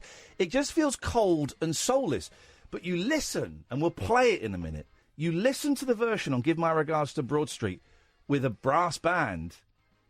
Whoa, that breathes life into the soggy old classic. It does. Give it a certain warmth. It does give it a certain bit of northern charm, I think, that is perhaps lacking from the original. Catherine? You know me with a brass band. Yeah. It gets my blood rising. It does. So we might play some in a minute. We might play it in a minute. How's the podcast going, Chris? Who's the last person you did? Oh, gosh. A guy called Rob Manuel, who hosts a website called Beta, but there's some amazing people coming up, and none of whom I'm allowed to say who they are, unfortunately. Look at this top secret fantastic. Oh, no, that's okay. Are you allowed to say what albums they've picked? Well, the Star Club tapes. Oh, controversial. It's going to be a very special one. Oh, fantastic. How can I put it? Without naming names, yes. Can you think of someone who's written the most books about the Beatles? Not Lewison. I couldn't possibly say. Oh! Okay, well, in this fantasy world where it's not Mark Lewison, I do hope that when you didn't interview Mark Lewison, you didn't get to go to his little bat cave, because I went to his little bat cave once. My God! Tell me about it. Yeah, maybe I will at a later date. Oh, well, listen, if people want to find it, you go to your iTunes, you go to your usual podcast provider. I Am the Egg Pod. It's a joy. It's funny. Chris is an excellent host. It's very relaxed, very geeky chat. You've had a friend of the show, Samira Ahmed, on there as well. Oh, she's lovely. But the reason I did ring... Yes, yes. I have to say, the first thing you mentioned, you're saying things a bit bleak. Yes. You mentioned the word bleak and optimism. Yes. And I would say that, Iain, you are loved by so many people, and you are a blessed human being, and you bring so much joy to so many people. So that's really all I was calling to say, really. And I'm sure, I know a lot of people will agree with me. Okay. And that was it, really. Then you were really horrible to him when he rang up. Right, I mean... well, in that case, allow me, please, to play a little bit of my favourite Beatles track of all time. Here we go. What a shame Mary Jane had a baby at the party. What a shame Mary Jane, what a shame Mary Jane had a baby at the party. How did that not get released? There's an interview. Thank you for your kind words, Chris. There's an interview with Lennon in the 70s, obviously, and he's going, well, we had all these great unreleased songs. There's a great track called What's the New Mary Jane that I just think it's a lot of fun, and they wouldn't let us put it out. Because it sucks, Lennon, that's why. Look at me having beef with something John Lennon said 45 years ago. Very brave of you to not say it to his face. Oh, Chris, you're a good man, brother. I appreciate your call. Thank you. God bless you, mate. Take care, fella. Tutty bye. The Egg Pod. I Am the Egg Pod. It's a great podcast. There's a lot of ropey Beatles podcasts out. I know because I've dipped into them. A lot of ropey ones. Well, people love them, and so they think that passion can be translated into something interesting. The only two I really dig are his I Am the Egg Pod and Take It Away, the Paul McCartney one. We'll put the trail and the ads. I did the quarter past. That's something. That's progress. We'll put the ads and we'll do in 5 minutes. Ollie's been waiting for ages. Then we got Mark. Then we got Noel. Ollie, I can only apologise, but please know that apology is insincere. Oh. Hello, Iain and Kath. Hello, Ollie. I'd just like to say that, because I've been waiting a while, that I really need the loo, so it's in a danger. The vibe's a bit, Oh, a bit strange. You're a bit David Cameron. It's on the edge. Okay, well, what you need to do is, you're always on my mind. That's not it. Even though it's hard the time, you want to know what time. Everybody's all around. What? You're going to the shops. What? You buy a pepperoni now. You want to come home, but you gotta know it's gonna how. Shake it up, baby, shake it up, baby, shake it up, baby, shake it up, baby, shake it up now, baby. Haters gonna hate, they can go and F themselves. Oh, baby, don't. It's a good song, that. Okay. It was. Yeah. Okay. Okay, Ollie. Well, then just get to the point then, and go and have a waz. Okay. I was going to say about being optimistic, and it could be a feature. Oh, yes. Because I've just done my beginner's course in Japanese. Oh, konnichiwa, as my youngest son would say. Keiki harimasu ka? Hello. Oh, I said beginner's course. I thought... Hajimemashite, dozo yoroshiku, watashi wa Iain desu. Genki desu ka? Genki desu. There we go. We are in. Ollie is speaking the language. I mean, you say beginners, but mine is really the only sentence you ever need in Japanese. Say it again. Keiki harimasu ka? There we go. Would you like cake? That's it. Is there any cake? Ollie, that is genuinely. Well, our tongues are in our cheek; they're coming out of our cheek. That's better. You know, I did Japanese for a while, and I got all right, and then I stopped. And this was years ago, and I stopped. You are about to embark on an amazing adventure. Once you work out the sentence structure, you're in, brother. You're speaking Japanese. I thought I could teach Well, you've already said it. Well, I was going to teach the listeners how to do a greeting, and then I could do the telephone number that they can call in Japanese. Do it. Give us right. We're going to record this. You know, Amy. You know how to. It is Amy, isn't it? Why did I said it out loud? And I thought, well, I said it. I thought, I've said the wrong name, but it wasn't. He's going to say the number. Do you have the technical skills? I'm going to patronise you now because I don't know you very well. Not you. Shut up. To record this, clip it, and then email it to me. You can do that. I do, yes. Except I don't know your email. Well, I'm not telling you. Oh, That's okay. private. That's classified I'll information. Just keep it over here then. So I will give you my email. Thank you. Of course you do. I don't mean to patronise you. I guess we've not worked together long enough to. We've had some people who don't even know how to do a bloody fader. So well done. Isn't that true? Yeah. So thank you. Right. So let's have the telephone number in Nihongo, and this is going to be the only phone number we're going to play out from now on. Away you go, Ollie. Ian Chan, Kaf-san, Late Night Alternative, No, Denwa, Banga, Wa, 0-san, Yon, QQ, Ichi, 000, Des. Going to stop you there. Because either I've remembered a lot of Japanese or most of that was in English. But the title of your show is in English, and in Japanese they would probably do that as well. So wouldn't they do like Tokoradio? Tokoradio. I went when I was in. They've still got a tower. They certainly did the Tower Records in Tokyo, and I wanted to go and buy a load of Pizzicato 5 CDs because they're one of my favourite bands and they're Japanese. And so I went up to a young lady who working there. I said, "Pizzicato 5," and she was like, she looked at me like, "Oh," I said, "Pizzicato 5," and we were there for a bit and it wasn't working. I thought, well, I'm going to do it, so I did it in a very thick, heavy Japanese accent. I'm going to do the accent. I went Pizzicato 5. And she went, yes. And she took me right there. Took me straight there. Sometimes it works. Sometimes you have to. It certainly works better than shouting the same thing over and over again. She was wonderful. Ollie, that is brilliant. Thank you very much. I appreciate that. You're embarking on a wonderful journey. And that is, we are looking for things to be optimistic about.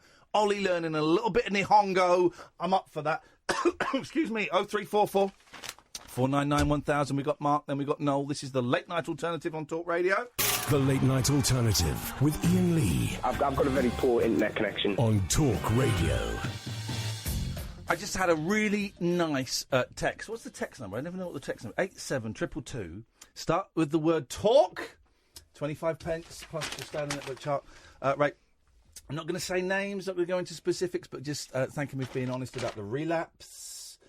And hang in there, kid. You got this. Here's the thing about drugs and relapse, right? Is I know people that have died. I know people that have died from it either because they took an overdose or they jumped in front of a train, because everything was too much for them. So I'm really grateful that to get a text like that. So I'm not reading it out as you asked me not to. But thank you very much indeed. And the more I talk about it, the more it helps me, and also it would appear to help people like that. So thank you very much, brother. You got this one. You got this one, kid. Let's go to Mark. Good evening, Mark. Oh, hello. Hello, Mark. Hello, can you hear me? Unfortunately, yes. Oh, wow. Right, I'm on about addiction and... Here we go. Anxiety and all that, and Class A drugs. Right. Yeah, I'm an ex-addict. Okay. I'm proud to say. Well done. Ex-heroin addict. Hey, the big stuff. Hardcore all the way. Hardcore, you know the score. You knew where to score. Hardcore, you know where to score. Well, you did, not no more. I've done the A to Z, mate. Done the A to Z. Okay. I've been clean for 10 years now. Hey, congratulations, man. Well done. Coming up to you, and you're on about relapsing and everything. Yeah. Just hang in there, buddy. Hang in there, buddy. Yeah. Because it's all down to your mindset. Yes. What I have to say is... You won't be talking for much longer if you keep your language like that. Yellow card. Let us know when we've got delay back, please, Amy. Yellow card. You can't drop an F-bomb. Mark, for crying out loud. 10 years clean or no? No, you can't drop an F-bomb. For goodness sakes. You're right, you are talking to the god of radio. That is correct. Catherine raising her eyebrows in disgust. How are we doing, Amy? We got some delay there. What we got? About 8 seconds of it now. 8 seconds? Oh, it's plenty. There's plenty. Got Sorry, Mark? sorry. That's all right. Slap wrist. I'm back. You're back. Yeah, on about sobriety and vivid dreams of using and things like that. Yeah. Well, I've had some mad vivid dreams of using. Yes, mate. I put it down to post-traumatic stress disorder. Okay, the old PTSD. Tell me more. Yeah, Tell me more. So, you have these vivid dreams where you wake up and you're in the same surroundings as when you left it all. And yeah. I don't know. I'm a bit bewildered. You sure it's 10 years, Mark? I mean, what's going on, man? Come on, your brain's falling apart. How much damage did you do? I know my brain's falling apart. We do ourselves a little bit of brain damage. That's the thing. Right, I've done it on my own. Right, from my sobriety. Yes. I've done it on my own with no help from anybody else. Good for you. Whatever works for you. When I was an addict, right, all my family disowned me. Yep. I was homeless. Okay. Sleeping on the street. Been sleeping in telephone boxes. Aye. Remember the old red telephone boxes? Well, yeah, I saw one today. Yes. Yeah, I can't get them today. Yes, you can. You get red telephone boxes. What are you talking about? There's one down the road from me, yeah. But Well, then you just lied to me. You said you can't get them, then you said there's one near you. Come on, man. Come on. Right. That's all I'm saying is, right, if you put your mindset to it, you can do it, whatever, what are you on about being optimistic and everything. Yeah. At the moment, I'm in a homeless hostel. Oy. I've been homeless for years. Go on. Back and forth, here and there. I'm in a homeless hostel put up by some brilliant people who are supporting me now, actually. I'm just going to say, I've been 10 years clean off the Class A drugs, off the cocaine, heroin. Oh, hang on, but there's a little bit of the old Class C's going on. Class C's?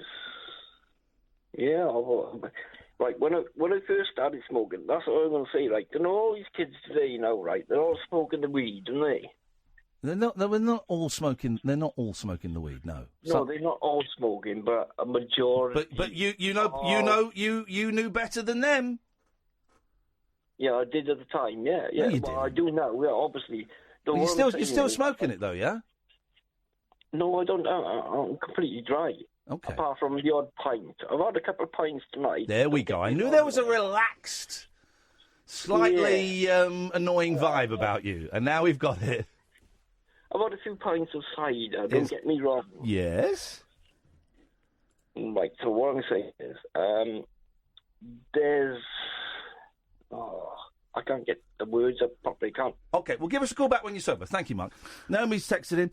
Evening, Iain and Catherine. It's nice to hear you getting better. I'm so proud of you and how you're able to talk about what you're going through. Thank you, Naomi. Oh, Naomi... now, Naomi used to call us on the Skype. Maybe, I'll tell you what we'll do after midnight is we'll set the Skype up. See if we can set the Skype up. All right.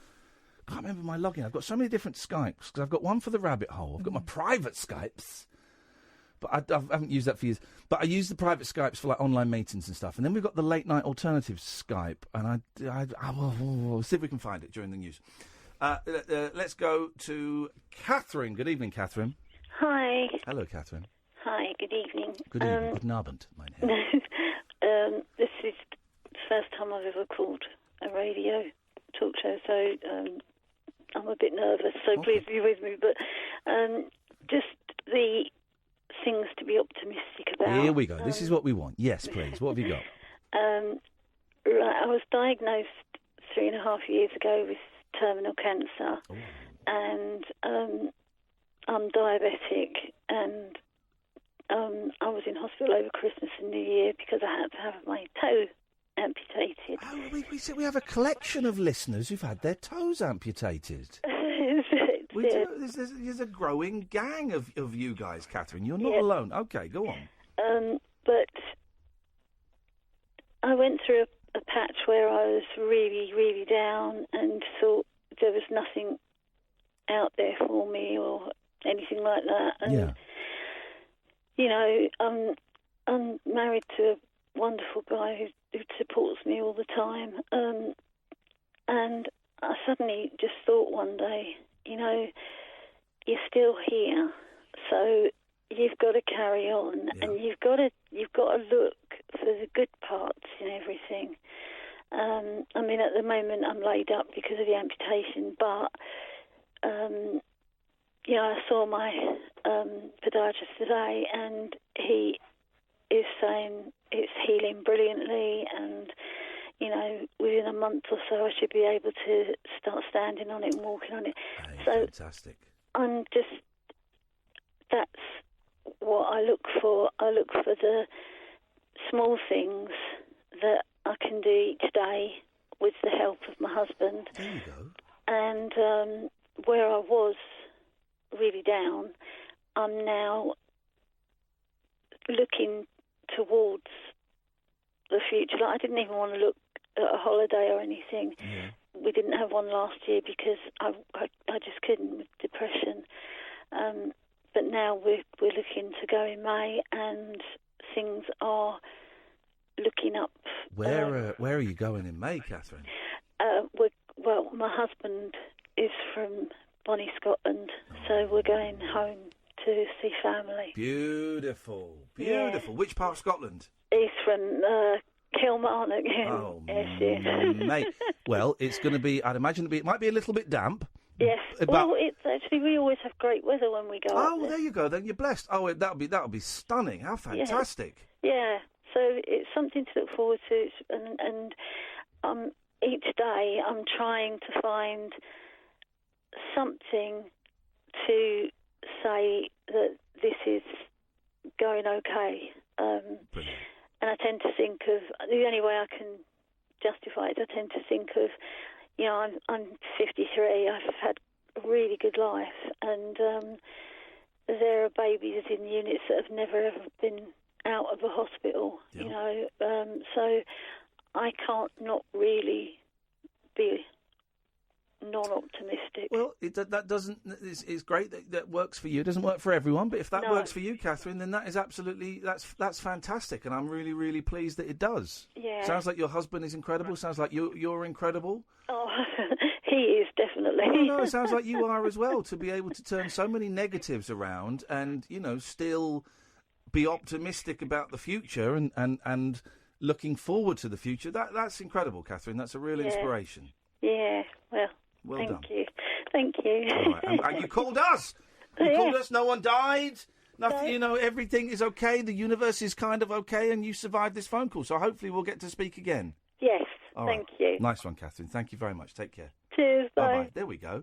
Did you hear the glee in her voice at the end as it finished? Relief. Yeah. Well done, Catherine. That's lovely. Noel, wait a minute. Noel, can you stick around until after the news? Okay. Good lad. Thank you very much indeed. There we go. I'm going to try and boot up Skype on my computer. I've got to remember the login. So it was Late Night Alternative, but I might have changed it.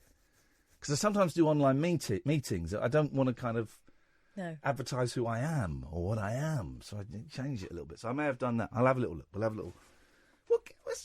We'll sort it out. We'll sort it out. This is what we do, Catherine. This is what you and I do. Solutions. So we're solutions. Yeah. B&L Solutions Incorporated. B&L? Yeah, our initials, you dickhead. I put you first because being generous. B. Oh, yeah. You forgot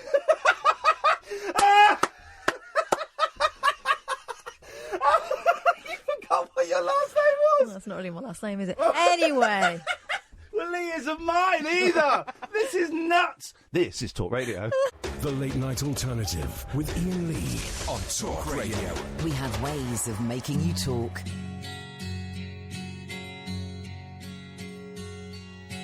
Yesterday, all my troubles seem so far away. Now it looks as though they're here to stay. Oh, I believe In yesterday, suddenly,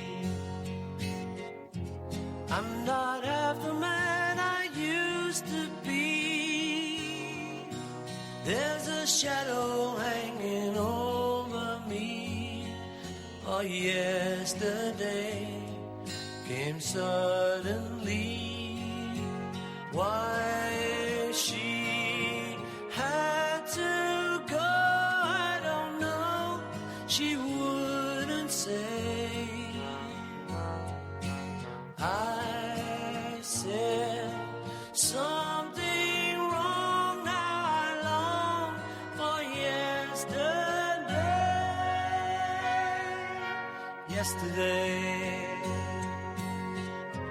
Love was such an easy game to play. Now I need a place to hide away. Oh, I believe in yesterday.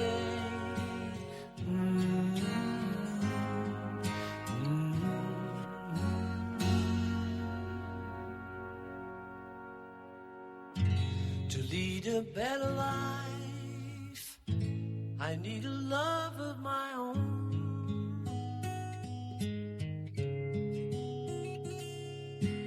Here, making each day of the year,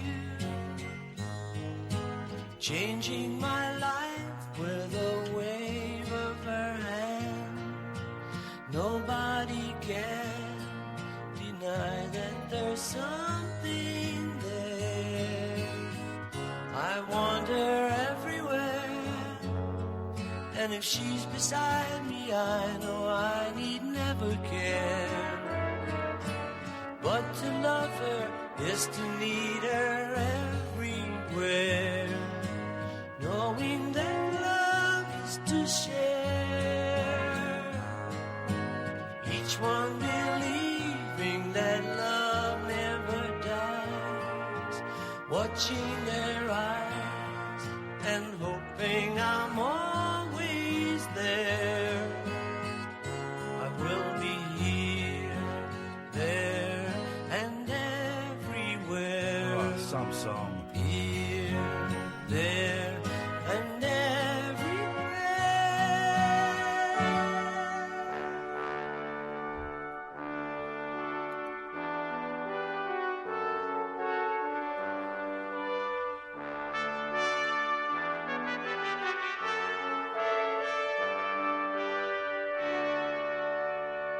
I mean, it's about to jump into another song. Some song, someone's unhappy. Ian, your attitude towards Mark, the ex-heroin addict, was disgraceful. He's clearly done well. You did nothing but rip him to pieces. Commenting on his language. He dropped an F-bomb. You wouldn't have heard it. Yeah, you didn't hear it because you're an idiot. I know, because of the dump. If someone drops an F-bomb, I have to pick them up on it. I have to warn them not to do it again, otherwise I get in trouble. Someone drops an F-bomb. What you're supposed to do is you're supposed to cut them off, right? What we do on this show is we give people a second chance, because that's what we do, anonymous arsehole. So we take them off air, we jump that bit so you don't hear it. Amy was monitors the delays. Oh, so here we go.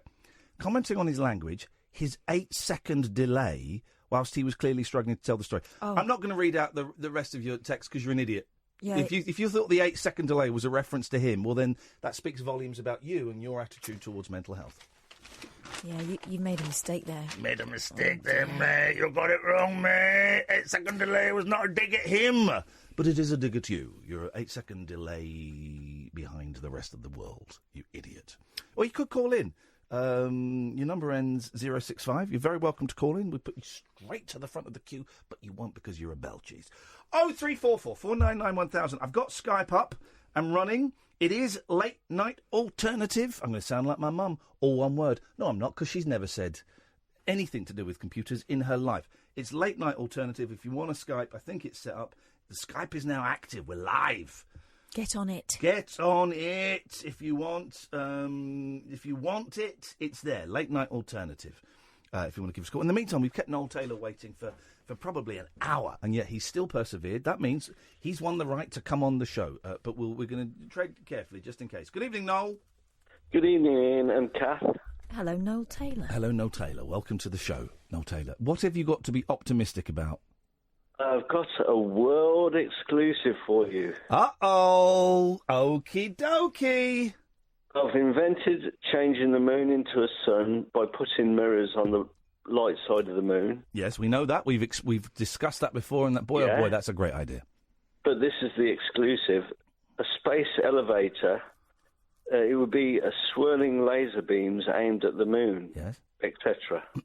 Etc. There you go. There's the So science. Mars, Pluto, you name it. Is this like Elon Musk has invented like a tube that you get in the tube and it will fire you from like, this is true, this. Have you heard this? Well, like change in the olden days. Yeah, it will fire, you get in the tube and it will fire you from London to Manchester in like 3 minutes. Oh, I'll be sick. Air. Yeah. But what's it called? It's called like the Rotoway. It's called the Ablominum. It's called the Marmageddon. The Suckinator. It's called the Blow Me Off. It's called the Fast Tube. It's called the Loop. It's called the Loop. It's got loop in it. It's called. My brother thought of that as well. Okay. It's called. It might just be called the Loop. Is it called the Loop? Elon Musk, paedophile hunter. Elon Musk. Where's that going? How's that court case going? Elon Musk's loop reach around. Right. Are you in some sort of... Hang on, Noel. Are you in some sort of capsule, or do you just have to wear a helmet? I think you're in a capsule and it sucks you off. I don't fancy that. I'll throw up. Go like that, and you're literally like you'll travel like 500 miles in a minute. But this is a bit more sophisticated than that. It's go to different planets, for heaven's sake. Okay, all right. Yours is better. You're better. You're one better than Elon Musk. In what sort of time span, though? It's going to take more than 3 minutes. It'll take seconds. Wow, it'll take less than 3 minutes. But surely I'd leave my face behind. I wish. No, you wouldn't. You pump space into it, darling. Sorry? Darling. I fancy you. Steady on with the old patronisation of womenkind. And I'm going to leave my gag that I was going to do because I was going to ask if it would leave her attitude behind, but actually you're the one with the attitude, the 1970s attitude. Well, no, this is great. How's it? What's the science behind it? Lasers, etc. Minimal. Swirling laser beams. So you've seen them at Blackpool, I'm sure. Oh, I've seen them at Neil Diamond concerts, the old swirling laser beams. Of course I have. Yes, mate. But how would that get you to space? So you'd have multiple ones. It would stop the gravity from... Of course it would. Air. It'd stop the air. Stop gravity from the air? You just pump space into it. That's the essential part. You've got to pump space into it. Yeah. So Okay. it grasps space as it goes up. When is the first trial? Because we would love to cover it. Yeah. No, I'm serious. We want to cover it. When are you trying this out? When you're blasting off. Well, I'm going to contact NASA, Ian and Kath. Well, hang on a second. Let's get NASA's phone number. Let's NASA phone number. Let's contact them now. Let's do this. They're very interested in space elevators. Hang on, I've got NASA's phone number. Let's give NASA a call now. You ready to talk to them? What's America 001? Yeah.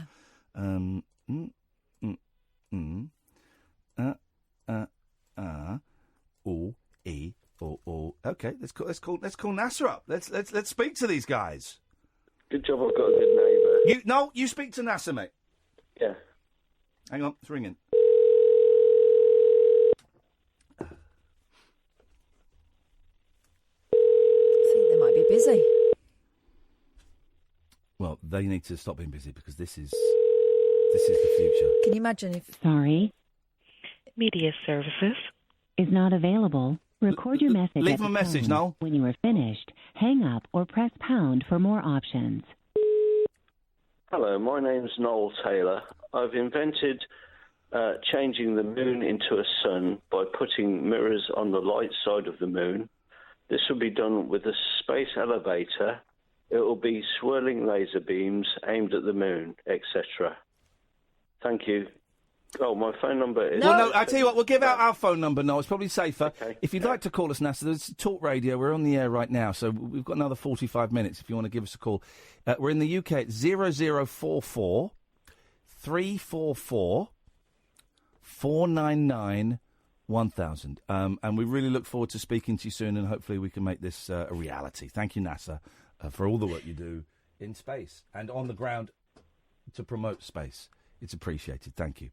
There we go. No, well, we've left him a message. I was just imagining the control room, Cape Canaveral. They're going 10, 9, 8. Will someone get that phone? 7. A guy runs in with a bit of paper. Stop it!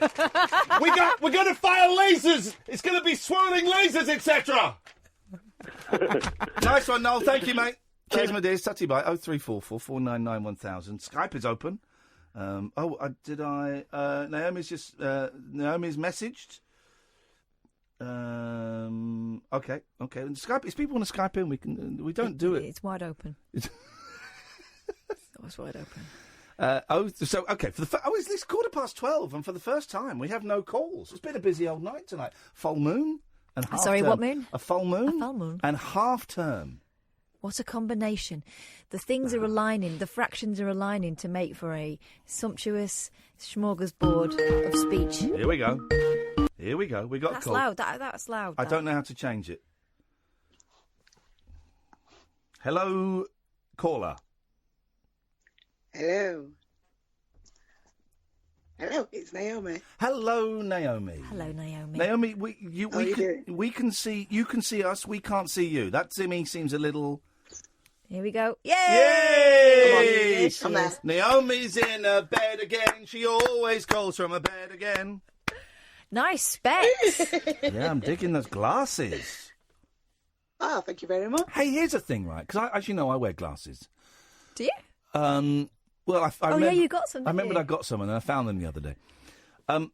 I do not find, personally, as a glasses wearer myself, I do not find the term four eyes offensive. Actually, I find it a term of endearment. It's because you're a part-time four eyes, that's why. I find it a term of endearment. Naomi, if I was to call you Four Eyes, how would that make you feel? I'll just find it hilarious. Okay. It's not a bad term. I always get lost, Four Eyes. Okay, well, sure. But, I mean, here's the thing. They're cool now, glasses, right? Yeah. My youngest, when she had her eyes tested, would have been gutted if she didn't have to have glasses, and she's now looking forward to having a brace on her teeth. Now, back in our day, that was social suicide. Yeah, brace. My boy wants braces. Naomi. They're going to have gorgeous lashes. Not good. Well, but the kids love the braces now. Yeah, they have all different coloured ones and everything. Oh, yeah, I cannot. Here's one of my recurring anxiety dreams. I realise I've not worn braces for a long time, and I've got to put my braces in. And I put my braces in, and that ache, because I had the ones that you could take out whenever you wanted, right. And that ache when you go to the dentist and they tighten them, and you put them in. Oh, jeez, it's got to be. God damn it, Noel Taylor, forget space lasers, etc. to the moon. Find a better way of repositioning people's bent, ugly teeth, because that's what mine were, that doesn't involve years of pain. Aching. Please, Naomi. Have you seen them invisible ones now? Yeah. No, I've not. They're invisible. No, but they're invisible. You can see them they're a just bit. clear. They're like really, really clear. Yeah, and you just get, I think, 6 months worth. Yeah. And you change them every couple of weeks, and they just tighten and tighten. You can't feel them. My daughter's headmistress had them. Amazing. And he looked great. You couldn't tell. And then when they came off, her teeth were absolutely gorgeous. What is this? Because now people wear braces sometimes in their 40s. Mm-hmm. Yeah, she's about that. I suppose she would be, actually. Good for them. But my dread would be going to the dentist. I've got no problem with the dentist. But them saying, I think we might have to put you on braces again for another 8 months. No. No, thank you. No, thank you. I am done. This is it. My sister had a gap between her front teeth like Madonna. And it was really charming, but she didn't like it. She had a big thing about it. Yeah. So she's still got like a little bar welded to the back of her teeth, holding them together, because when they took it off, they just drifted apart again. Well, what she could have done is just get a little bit of paper and just stick it in between, a bit of white paper. Just rip off a little bit of paper and stick it in the gap. My mum's got a big gap between her teeth, and she had braces. Yeah. The braces fixed them, and now the teeth have gone back to normal. Yeah. So she can fit, I think, 250p coins in between the teeth. Flipping it! Wow! I want to watch a movie about. Forget the Queen movie. I want to watch a movie of your mum sticking 50p pieces in a cake hole. Gosh. How are you doing, Naomi? How's? I'm good. Okay. I'm good. How are you guys? None of your business. That's what I was asking. None of your business. You can't ask her and then tell her that. I know. It's we're here. I think this week we've done two of the best shows we've done in ages, which is ironic. There's an irony around it, but it's all good. Hey, the Brucey bonus, Naomi, on Thursday. Kath's doing the show on her own. Yeah, and I'd forgotten about that. So obviously I've done loads of prep. The girly one. Yeah. Yes. I like the girly ones. Good. Well, I hope you'll ring us up. All right, goodbye. Get stuffed. You like girly ones, get stuffed. It's not girly. Yeah, ones, so on stuffed. Thursday it's going to be periods, sanitary towels, all that, ovaries, all that stuff. And Matthew says, hey, and I'm listening here in Japan. I'm going to put Skype. I'm going to make myself invisible on Skype, and then we'll open it again. Matthew, if you want to call in from Japan, please do. A bit of a Japanese theme this evening. 0344 499 1000. Or you can Skype Late Night Alternative. There's a picture of me wearing a neck brace there, if you're wondering. Is that? This is Talk Radio. The Late Night Alternative with Iain Lee on Talk Radio. 0344 499 1000. We've got someone. Hi, Iain. Please, can we talk about anxiety? This is something I suffer from an awful lot, and I think you should encourage people to call in to talk about their experiences. Monty, people can call in about absolutely anything they want, brother. You want to call in about that? 0344 499 1000 or Skype Late Night Alternative. So Elon Musk, right? Elon Musk has come a step closer to creating a loop transit. This is from October of last year. A loop transit system beneath Los Angeles to bring an end to soul-destroying traffic. Taking to Twitter, the billionaire SpaceX founder said his underground tunnel for the project is almost done. Oh, and will be ready on December the 10th. Oh. I'm guessing he missed that deadline. In a follow-up tweet, a fan asked whether... So if anyone knows... This is from October. If anyone's got any more recent information, 0344 499 1000. In a follow-up tweet, a fan asked whether the December the 10th opening was in real time or Elon time, and Musk replied, "Shut it, you nonce." He didn't. The tunnel, which is being built by Musk's Boring Company, that's not a joke, will contain autonomous electric skates capable of transporting cars and people up to speeds of 150 miles per hour. The concept is...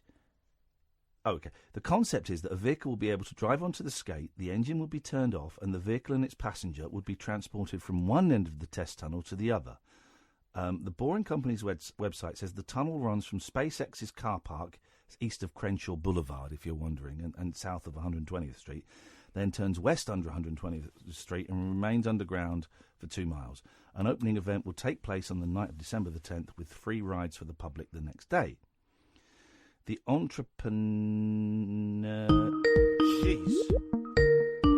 Scared that is very loud. They have trouble hearing you from there because it's going into that microphone. I know. So I'll pipe down. No, don't pipe down.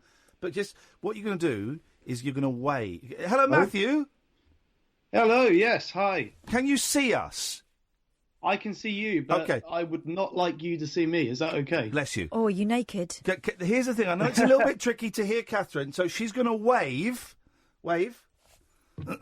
She's going to wave when she's 5 seconds before she's about to speak, okay? You can put it down now. Like this. Okay. So that should get rid of any delay that we might have, okay? So if you see her wave, you've got 5 seconds to wind down. That's not to ask you to stop. It's just to let you know that we're coming to Catherine's point. Matthew is calling us from Japan. That's someplace. Whereabouts in Japan, Matthew? I'm right slap bang in the middle of Tokyo. Oh.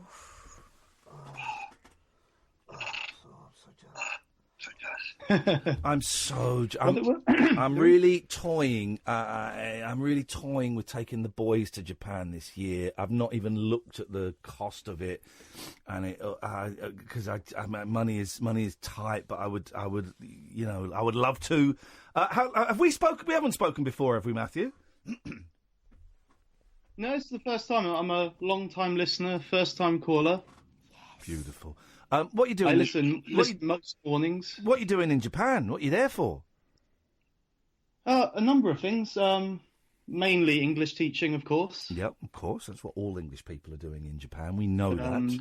Also do a few other things. Got a podcast. Working on a PhD. No idea why. This guy's a scientist. We've had some really brainy people phone up tonight. Well, give the podcast a plug, Matthew. What is it? It's super geeky, but you might buy into that. But it's super geeky about English teaching. Okay. So you might not enjoy that. What? Sorry, I'm looking. You can see me looking at my teeth on there because one's a different colour. I wonder what that's about. What's the name of it? It's called TEFLology. TEFLology, teaching English as a foreign language, Catherine. In case you didn't know. Telling me that. Don't speak. 5 seconds. 2. Got a wave. I know this because I was a languages student, and lots of people decided to make something practical out of it by doing TEFLs.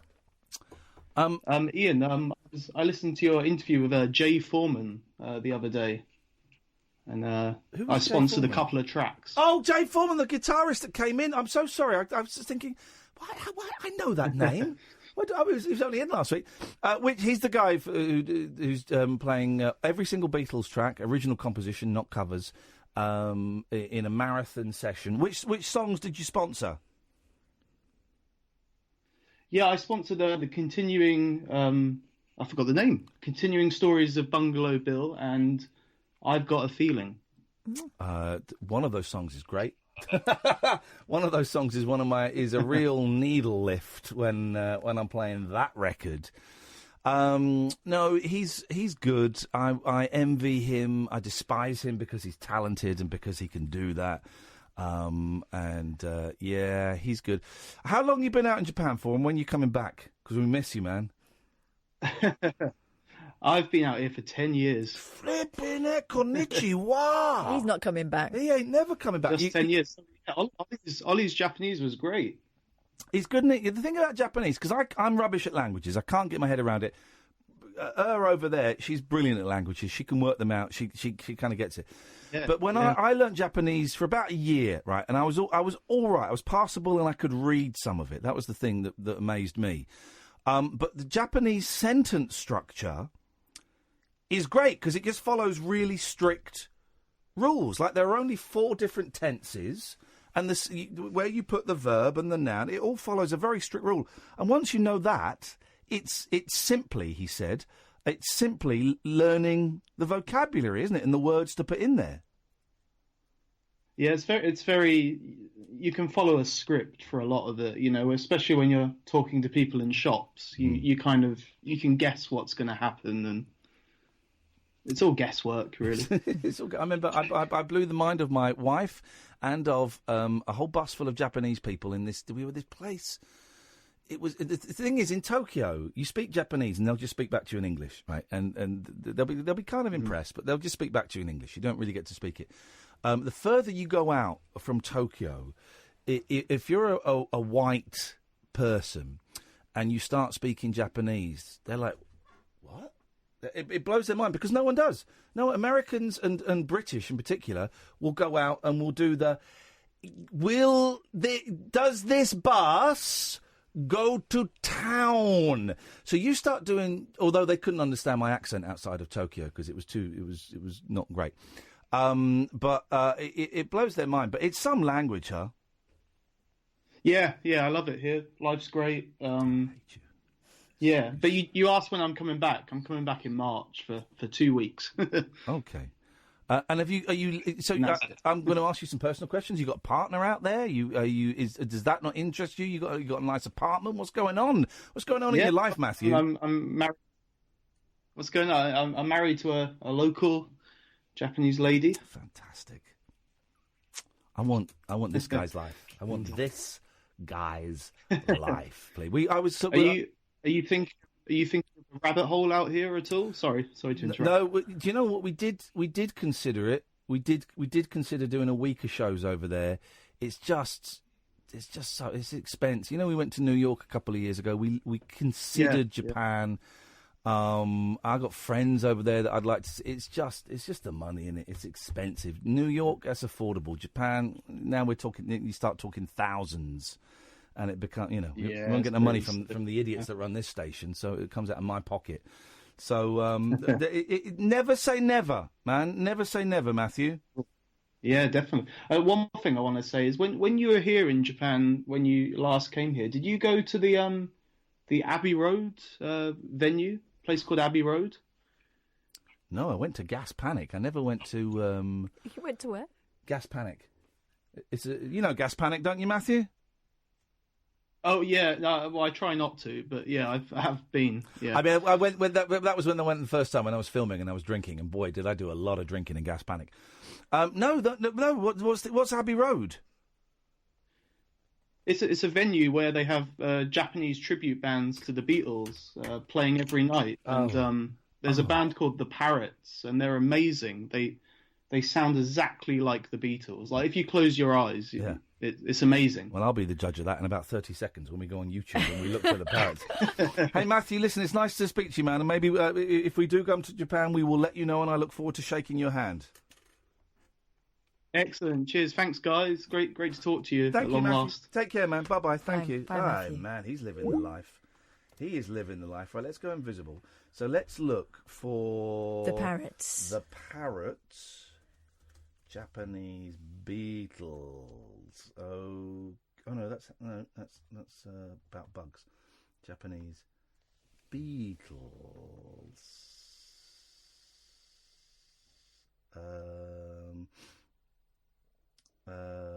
Okay, here we go.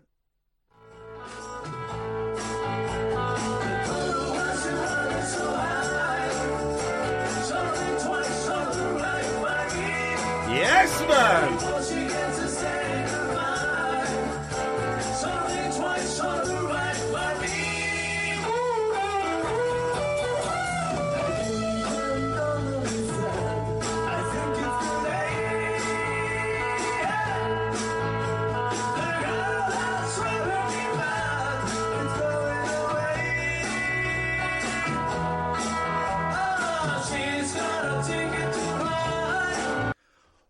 Wow, them guys is good, and that's filmed in Abbey Road. Not bad at all, is it? Them guys is good. When I went to Japan, I've been a few times. I love it. It's the best place. And we found, it was outside, was it Kyoto or Osaka? Kyoto, I think. The Honky Tonk Bar. And it was a country and western bar. And I went with my wife, and we were very naive, and we got a cab. Because I'd found a country and western bar in Japan. I thought it would be funny. And we got a cab, and the cab just took us like really far out of town to the middle of nowhere. And we're thinking, shit. And it took us through the woods, and it took us this kind of clearing. And he said, this is it. Like, here. He said, yep, this is it. And I'm like, okay. And we get out, and we're in the middle of nowhere. And then you see this, as I remember it, he had to go up these stairs, and it's like this wooden hut. And we were thinking, oh, God. And I was expecting it to be, once we got there, like in 80s movies when the young kids kind of walk into like a biker bar and all the bikers turn round and it's yeah, I thought it'd be like that. Oh God, no, it was the Honky Tonk run by Bo Yatani, and it was a proper country and western bar, and there were 8 people up on stage. They have swing doors.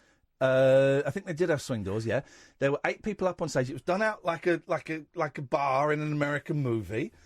And 8 people on stage, and there was a table of 5 people, 4 bar staff, and me and my wife, and we sat there. And it was a huge place, and there was no one else there. And this band were giving it, large, doing country and western songs. And we were like, well, okay, this is great. During the interval, we said, well, during the interval, we'll go. We've had a great time, we'll go. And then during the interval, the other 5 people got up and left. So it was just me and my wife. And so she wasn't my wife then. I don't think I proposed to her on that trip, so I don't know. And so we just kind of sat there going, well, we can't leave now. We got to stick around. And we had food and we had beer and stuff.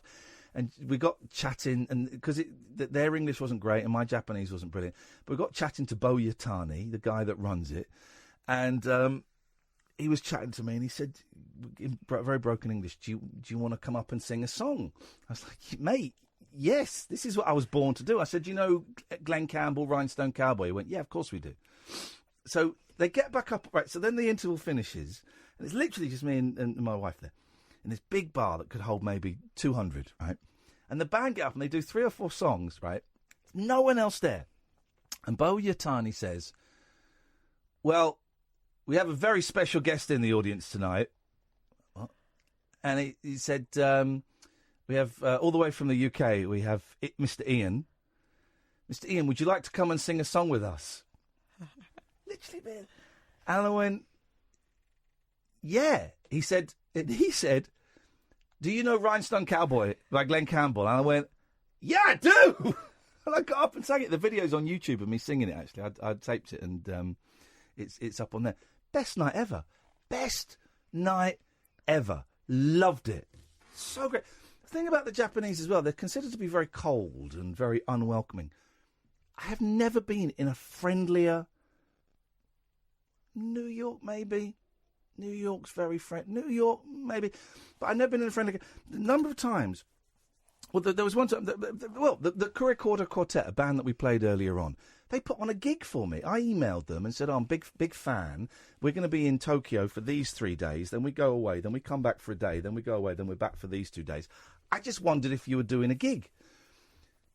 Never expected to hear from them. 2 weeks later, I get an email back saying, we are putting on a gig for you. We would like you to be our special guests in special attendance at this concert for you. I'm like, flipping heck. So we're trying to find the venue in Tokyo, and we stood there with a map, and this Japanese woman came over who'd spent a lot of time in America, so her English was great. And she said, you're obviously lost. Can I help you? And we're like, we're trying to find this club. And she went, I don't recognise it, and the map isn't very... Let me phone them up for you. She phoned up the club, and she's talking away. She was like, oh, okay. And this is like our second day there. And she puts the phone on. She goes, right, this map isn't great. It's about a 15-minute walk away. I'll take you. And we're like, no, you can't. She said, no, I'll take you. It's fine. And we're thinking, we're going to get murdered. This is going to be some kind of sex thing. And she took us to the club. She took us to the door. She goes, right, this is the club. Have a great evening. And we said, oh, well, come in. Let us buy you a drink. She went, no, it's fine. Have a great evening. Enjoy. Walked off. Took out half an hour of her night to do that. Wow. And we went in and they put on a gig for us. Amazing. But the number of times I've been in Japan, in Tokyo in particular, you stood there with a map and within 2 minutes someone would come up and say, can I help? Incredible. Incredible place. You were there for a weekend. A weekend in Japan. Yeah, well, in Narita. Which is like the airport. Yeah. In Narita and its environs. I love it. And we didn't dare go to Tokyo because we couldn't work out the street signs. No. We couldn't work out. We were starving one day. We decided to go to the supermarket. We walked around the supermarket going, I have no idea what any of this stuff is. We should have just bought a couple of boxes. Yeah. And then so then we thought we'd go to McDonald's. Looked blankly at the menu. And again, because it was out in the countryside compared to Tokyo, people didn't really offer to help that much. Yeah, you know? yeah. I'll tell you who was brilliant though, the Japanese cabin crew, because my sister was cabin crew.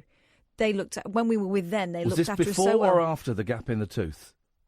Oh, she's not had a gap in her teeth since she was like 15. Okay, fine. Well, that's good. It's good to know. We're painting a picture with words, you see. Yeah. That's what we're doing. No, I mean, you wouldn't know now that she's gappy. But if I whip that... Gappy. If I whip that bar off the back of her teeth, she'll... I liked it. I thought it was character building. I like gaps in teeth. Other people always like flaws in... or perceived flaws, don't they? My sister was very sensitive about it, so...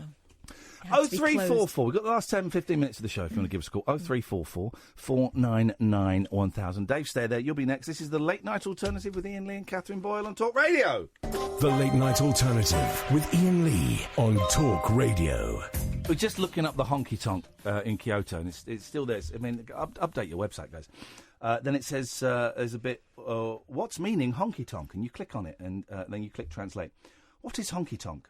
The etymology of honky tonk is a word meaning saloon halls in the Louisiana region in the southern part of the United States. A saloon in the pioneering era. Even saloon, it seems to be a hall of brothels. But then the music played in the hall afterwards. It seems there were many piano performances, but bright music to entertain people's dance with a saloon woman. The word honky tonk began to walk alone, exciting the hearts of people. The meaning of the present honky-tonk means country music or a bar, club, etc., centering on white customers who feel country flavour. I was a white customer, and I was feeling country flavour. Someplace, man, you get the chance. You gotta. People say to me when they go to Japan and they say, "Where should I go?" Get the bullet train. Go to Kyoto. Go to the honky-tonk. One of my top 10 best nights of my life ever. One of my top 10 best nights. Incredible, incredible, incredible. Let's go to Dave. Good evening, Dave. Good evening, guys. Good evening, Dave. What can we do for you this evening, Dave? I want to talk about the cheek of that Syrian girl. You want to talk? Yeah, you don't need to. Do you know what, Dave? Your calls aren't as funny as you think they are. They're not as clever as you think they are. And I'm just a bit genuine point to make here. No. Do you know what? Because you're going to make a point about the girl who's in Syria, and I don't really care either way. And it just don't work, man. The accent is too full. It's too thick. It's too, you're layering it on with a trowel. The calls aren't funny. The calls aren't funny. They're not clever. It's just tedious, man. It's just really, really tedious. I know it's a full moon. I know it's half term. But, Dave, it ain't working. Do it on LBC. Get on LBC and do it. Right? Because then you got a challenge. But this is just not... It slows my show down, mate. And I don't really want it. You're very good at this, Ian. Dave, I'm the best at this! You know it! I'm the best at this! And Catherine's also we're the joint best at this, David! You're a lot better than other radio stations. Well, go on. Well, here we go. Now we're having a conversation. Well, what radio stations have you been on, and have you got away with it? Pete Price. Well, Pete Price. But Pete Price did not buy... Pete Price is in Liverpool, isn't he? He didn't buy that Scouse accent. I know. Did he not? Did he call you out? No, he didn't. But, well, he had a bit of a go, to be honest. Here's the thing, right? Here's because genuinely, I'm a big fan of the prank call. And may God bless you for coming out and using your own voice. Unless this is a put on then man, we're getting meta. Yeah, it is put on. Okay, good. Right, well then, God bless you for dropping the facade a bit. Here's the thing, right? If you're going to do prank calls, accents don't work because it's really easy to see through an accent, right? You can hear it. So just stick with a voice that's close to your own voice. Okay. What you want to do, I mean, phoning up as well and saying, I want to talk about the jihadi bride on this show, it sticks out like a sore thumb, because we don't really talk about that kind of stuff. Now, if LBC, for example, are, go on, have you done Darren Adams on there? No, I've never heard them. Oh, okay. Because I thought I'd heard you doing it. But if they're doing an hour on the Jihadi Bride, then you get on. Then you're on, right? Then you're on. You get on. You what you need is when you speak to the producer, you have one really, really good point you want to make. You have a genuine good point, and you tell them that point, and they'll call you back, right? Then you get on. Then you make the point. You have about 90 seconds, 2 minutes, 3 minutes of making your point. And then, boom, you hit them with the gag. Yeah. That's what you got to do. And, Dave, can I give you another piece of advice? Yes. Right? We've got a 7-second delay at this radio station. So if you phone up and the dump button. We've got the dump button, right? All commercial radio stations have got the dump button, right? Yeah. No BBC radio station has a dump button or a delay. None of the local stations, none of the national stations, 5 Live, BBC London, BBC 3 County, none of them have got a delay or a dump button. So you've got to have a presenter who is on the money and is paying attention and has got their hand on the faders, right? Which is why, right, you go in. Here we go. Be chatting to them. Be personable. Have a point, like he said earlier on. They'll stop listening. Yeah. Right, half of these people are bored out of their minds, right? So if they think they know what you're going to say and they understand the point you're making, they'll relax. Kaboom, you're in. I suppose I should take that advice on board. And if you succeed, and I don't. Here's the thing I've noticed about you: you're not mean. Your calls haven't been particular. Well, they have been mean. It's been a bit tight to me, yeah. Well, hang on, no, I don't think that was that No, I don't. I was listening that time. That wasn't me. I don't think it was. I don't think it was. If it was, then you're a naughty boy, right? Don't be. It was certainly not. Okay. Was it one of your friends? No, but I was listening at that Okay. time. I'm cool. All right, benefit of the doubt. Benefit of the doubt. Don't be mean. Go and do it. Go and have fun. Go and entertain the world. Go and bring some smiles to you and your mates. Don't be mean. But I don't think you are. I think you've got this, son. Thanks, man. And get a phone that's less breathy as well. You're very it's all very, very noisy. You want to be, you know. I've got the phone close. Okay. All right. In case your mum tells you off. Yeah. It is, isn't it? All right. Well, listen. Go and enjoy yourself, brother. I've given you the power. All right, mate. Cheers. Tutty bye. I don't think it was the same guy that was mean to you. All right, well... Benefit of the doubt. All right, benefit of the doubt. Maybe I'm confusing it because they were so close together. I enjoyed that. Yeah. Fair play for dropping it and going, oh, you got me. All right. And listening and taking that advice on board. Because if you I wish him luck. Because if he does take that advice on board, we just weaponised him. Oh, totally. This guy could be the greatest prankster the universe has ever seen. And we're talking from experience. I've done pranks. Ian's done pranks. Yeah. I love it. 0344 499 1000, or you can Skype Late Night Alternative.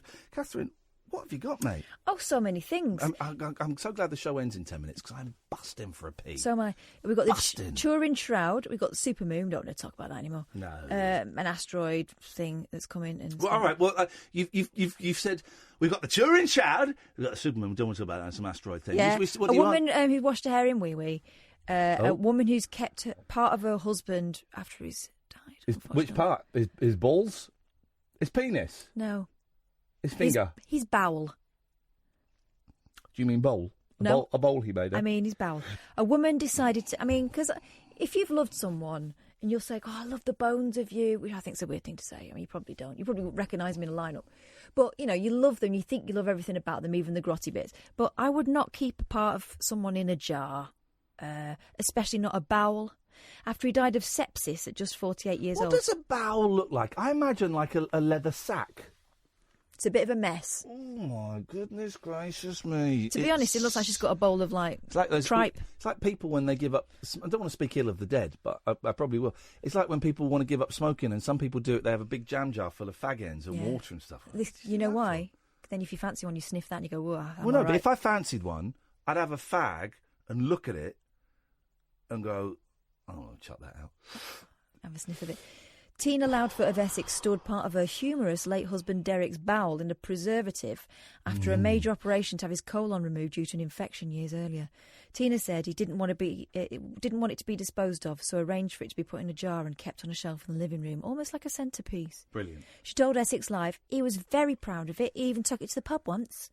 Everyone knows about it. I told my friends, and he told those that know him found it funny. But if I tell people now that I don't know him, they might say it's a bit weird. I think it is weird, but I also think it's funny, and I think it's delightful. Tina added, Del was a huge joker. He was always making people laugh and would make jokes out of bad situations to try and make people feel better. Even in hospital, no matter how bad he felt, he was always making the staff laugh, mainly cracking jokes about himself and his illness. What was his name? Dale? Derek. Del. Oh, Del sounds like a great guy. Yeah. Oh, look, they were married in 2012 and were together for a total of 20 years. But for the last year of their relationship, Derek became so ill that they both had to give up their jobs. Aye. And there he is, dressed as Banana Man. Okay, well, fair play to them. What a lovely couple. Well, he's passed on now, has he? Yeah. Well, that's a shame. I mean, obviously it was something they kept when he was alive, so she doesn't really want to chuck it out now, but flipping heck, it's horrible, I wonder, I can see the face of Jesus in that. I genuinely can. I wonder, though, because we've talked about this before, when people have bits of their bodies removed in medical procedures, they're never allowed to keep them. That makes me ever... Tina and Del, please don't think bad of me. But I'm ever so slightly suspicious of that. So I'm ever so slightly... That's proper manky, that.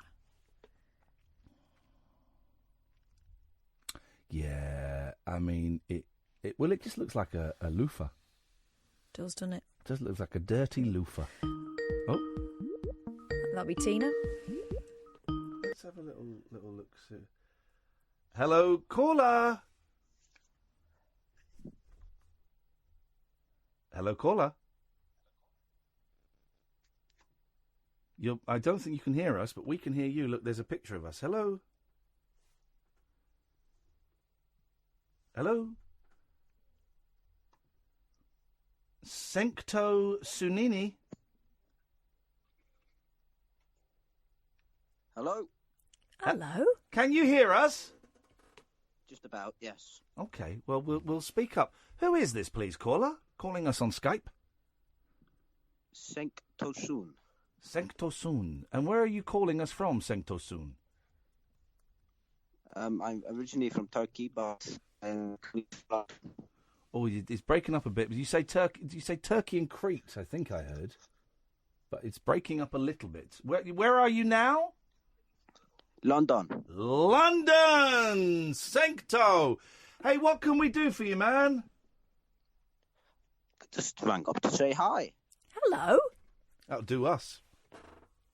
Greetings from a man from Turkey. Well, welcome. How long have you been? I'm talking slowly, not to patronise you, because your English is excellent, but because the line is not good. How long have you been in London? About 2 years. Okay. When are you going home? We got enough of you guys over here. What the hell is going on? What is this? I'm joking. Oh, you're very, very welcome. And what are you here for? Love? Are you here for work? What's happening? It's just a trip, really, because I wanted to visit London for a while, but I liked it, so I stayed for a bit. But I will be going home in about 2-3 months. Ah, man. Well, we're gonna miss you, brother. I feel that London has been a better place while you've been here. Oh, it's Paul Ross. Come through, Paul. Have you enjoyed it? Have people been nice to you? It's been fantastic. Okay. And whereabouts is home in Turkey? Sorry, what should I? Whereabouts in Turkey are you from? Istanbul. Istanbul, not Constantinople, as we well know. Okay, man. Well, listen, we're coming to the end of the show. Maybe give us a call tomorrow. I'll get Skype up again tomorrow, and maybe we can talk properly then. Certainly, yes. Hey, thanks a lot, man. Take care. Bye-bye. See you, mate. Bye-bye. See you, mate. See you, mate. I like that. We'll do the Skype tomorrow. Paul Ross is here. Good evening, Paul Ross. Good evening. How are you both? All right. So desperate for a wee. Are you now? So desperate. Cup hands. Here comes Ian. Here we go. Happy to help. You're right. You're sounding a little bit throaty. Is there anything? I was fine till you drew attention to that. Now I'm feeling a bit vulnerable. Sorry, No, mate. I'm fine. I think I'm always a bit kind of, many years ago, back in the late 80s, coinciding with when I first started presenting on telly, when they'd let anybody on, I developed what they call viral papillomae on my vocal cords, warts, effectively. Yeah. I had 11 operations in 2.5 years because the TV company's paying for them. And they lasered them off. So I've got a leathery larynx, and my voice used to be much more like Alec Jones, and now it's like Lee Marvin. Really? So I'm always a bit gruff. And I used to have to be silent for a week afterwards. It was a nightmare. Was it painful? I bet it was horrendous. Well, With scabs on. You get No, scabs? 'cause you don't really have nerve endings inside your body, so you Right. don't feel pain from operations inside your body. It's the Right. entry. So they would laser it down, and then cost a fortune for the company. But what it meant was I'd go out and about, and I could whistle, or I would write notes out. Yeah. And you realise how, with all respect to people listening, stupid most people are. I'd go into a bank, in the old days when you went to a bank with your cheque card, I put my little card across, I've had a throat operation, I can't speak. Yeah. Okay? I'd put the cheque in. I have a gun. I'd put the cheque in, I'd put the card in, they would write on the write for me, how would you like the money? Honestly, or I'd put and they say, how would you... No, I'm not deaf. I just can't speak. What can you say? 2 or 3 months, so that's why I'm a bit gravelly. All right, what is on your... We get a little bit more of you each night, and I like that. What is on your show? Lies, of course. What is on your show tonight, Paul? Well, it was 9 years ago Yes. tonight that I was in the Barbican in London. Oh. Okay, and I witnessed something remarkable. Go on. It went on a bit too long. The idea was better than the execution. I'm going to play it for people tonight. It's had 500,000 hits on YouTube. Yeah. I was genuinely there. A French performance artist had lots of Les Paul guitars lined up with lighter strings. Yeah. He'd put birdseed on them. They were amplified. I was there. I went and saw it. You there? Yeah, it's the anniversary tonight, and we're playing it on the show. Well, hang on a minute. 40 zebra finches. But you're saying it as though it was like a show. I went in, it was like a... An installation, yeah. No, I went for the press night when we kind of sat down, and it was all a bit formal. No idea what to expect, and suddenly this mad French geezer, Celeste, whatever his name is, Celeste unpronounceable, released the finches. Oh, no, I wasn't... That is a coincidence. I went with I didn't go to the press thing, but I went with my sister and her two kids. You spoiled that family. No, but because when we went, you just wandered in and the birds were there. Like the butterfly installation I had for a while at Tate Modern. But we're playing a bit of that. We're playing a bit of that on the show tonight. I thought that was great. Yeah. 500,000 hits on you. He's done it elsewhere in other places. Yes. But it's just beautiful because they're so tiny. Yeah. And then they kind of plonky plonk. He tried it with percussion a few years later, which I didn't go to, and that didn't work as well, I don't think. But there's something about them hitting the strings. We were talking about that a couple you of told me months about ago. it a few times. It That sounds is spooky. gorgeous. That is spooky. It's the anniversary today, though. Only that all-important 9th anniversary. All that and a couple of heartwarming stories. A lovely West London couple. He's Australian, she's a Kiwi. Don't hold that against them. Who spend all their time for their charity Broken Biscuits making wheelchairs and chariots for doggies and cats that have lost their legs. Oh, the best thing ever. Is there? I mean, a dog with no back legs and wheels and he's got one that's only got one leg. He's got a little front wheel and he's got two. Oh. My auntie's boxer, his hips went, and he had a little chariot. That sounds like an interesting euphemism, my auntie's boxer. I'll say and no its more. little chariot. Stop that. Thank you, Paul. Thank you, Amy. Thank you to... I'm going to say it to all of the callers tonight. We had some really, really good calls. Thank you, Catherine. Don't forget, podcasts are plenty. We will be back tonight at 10. We'll get Skype going again. But stay tuned, because coming up after 1, it's Paul Ross on Talk Radio.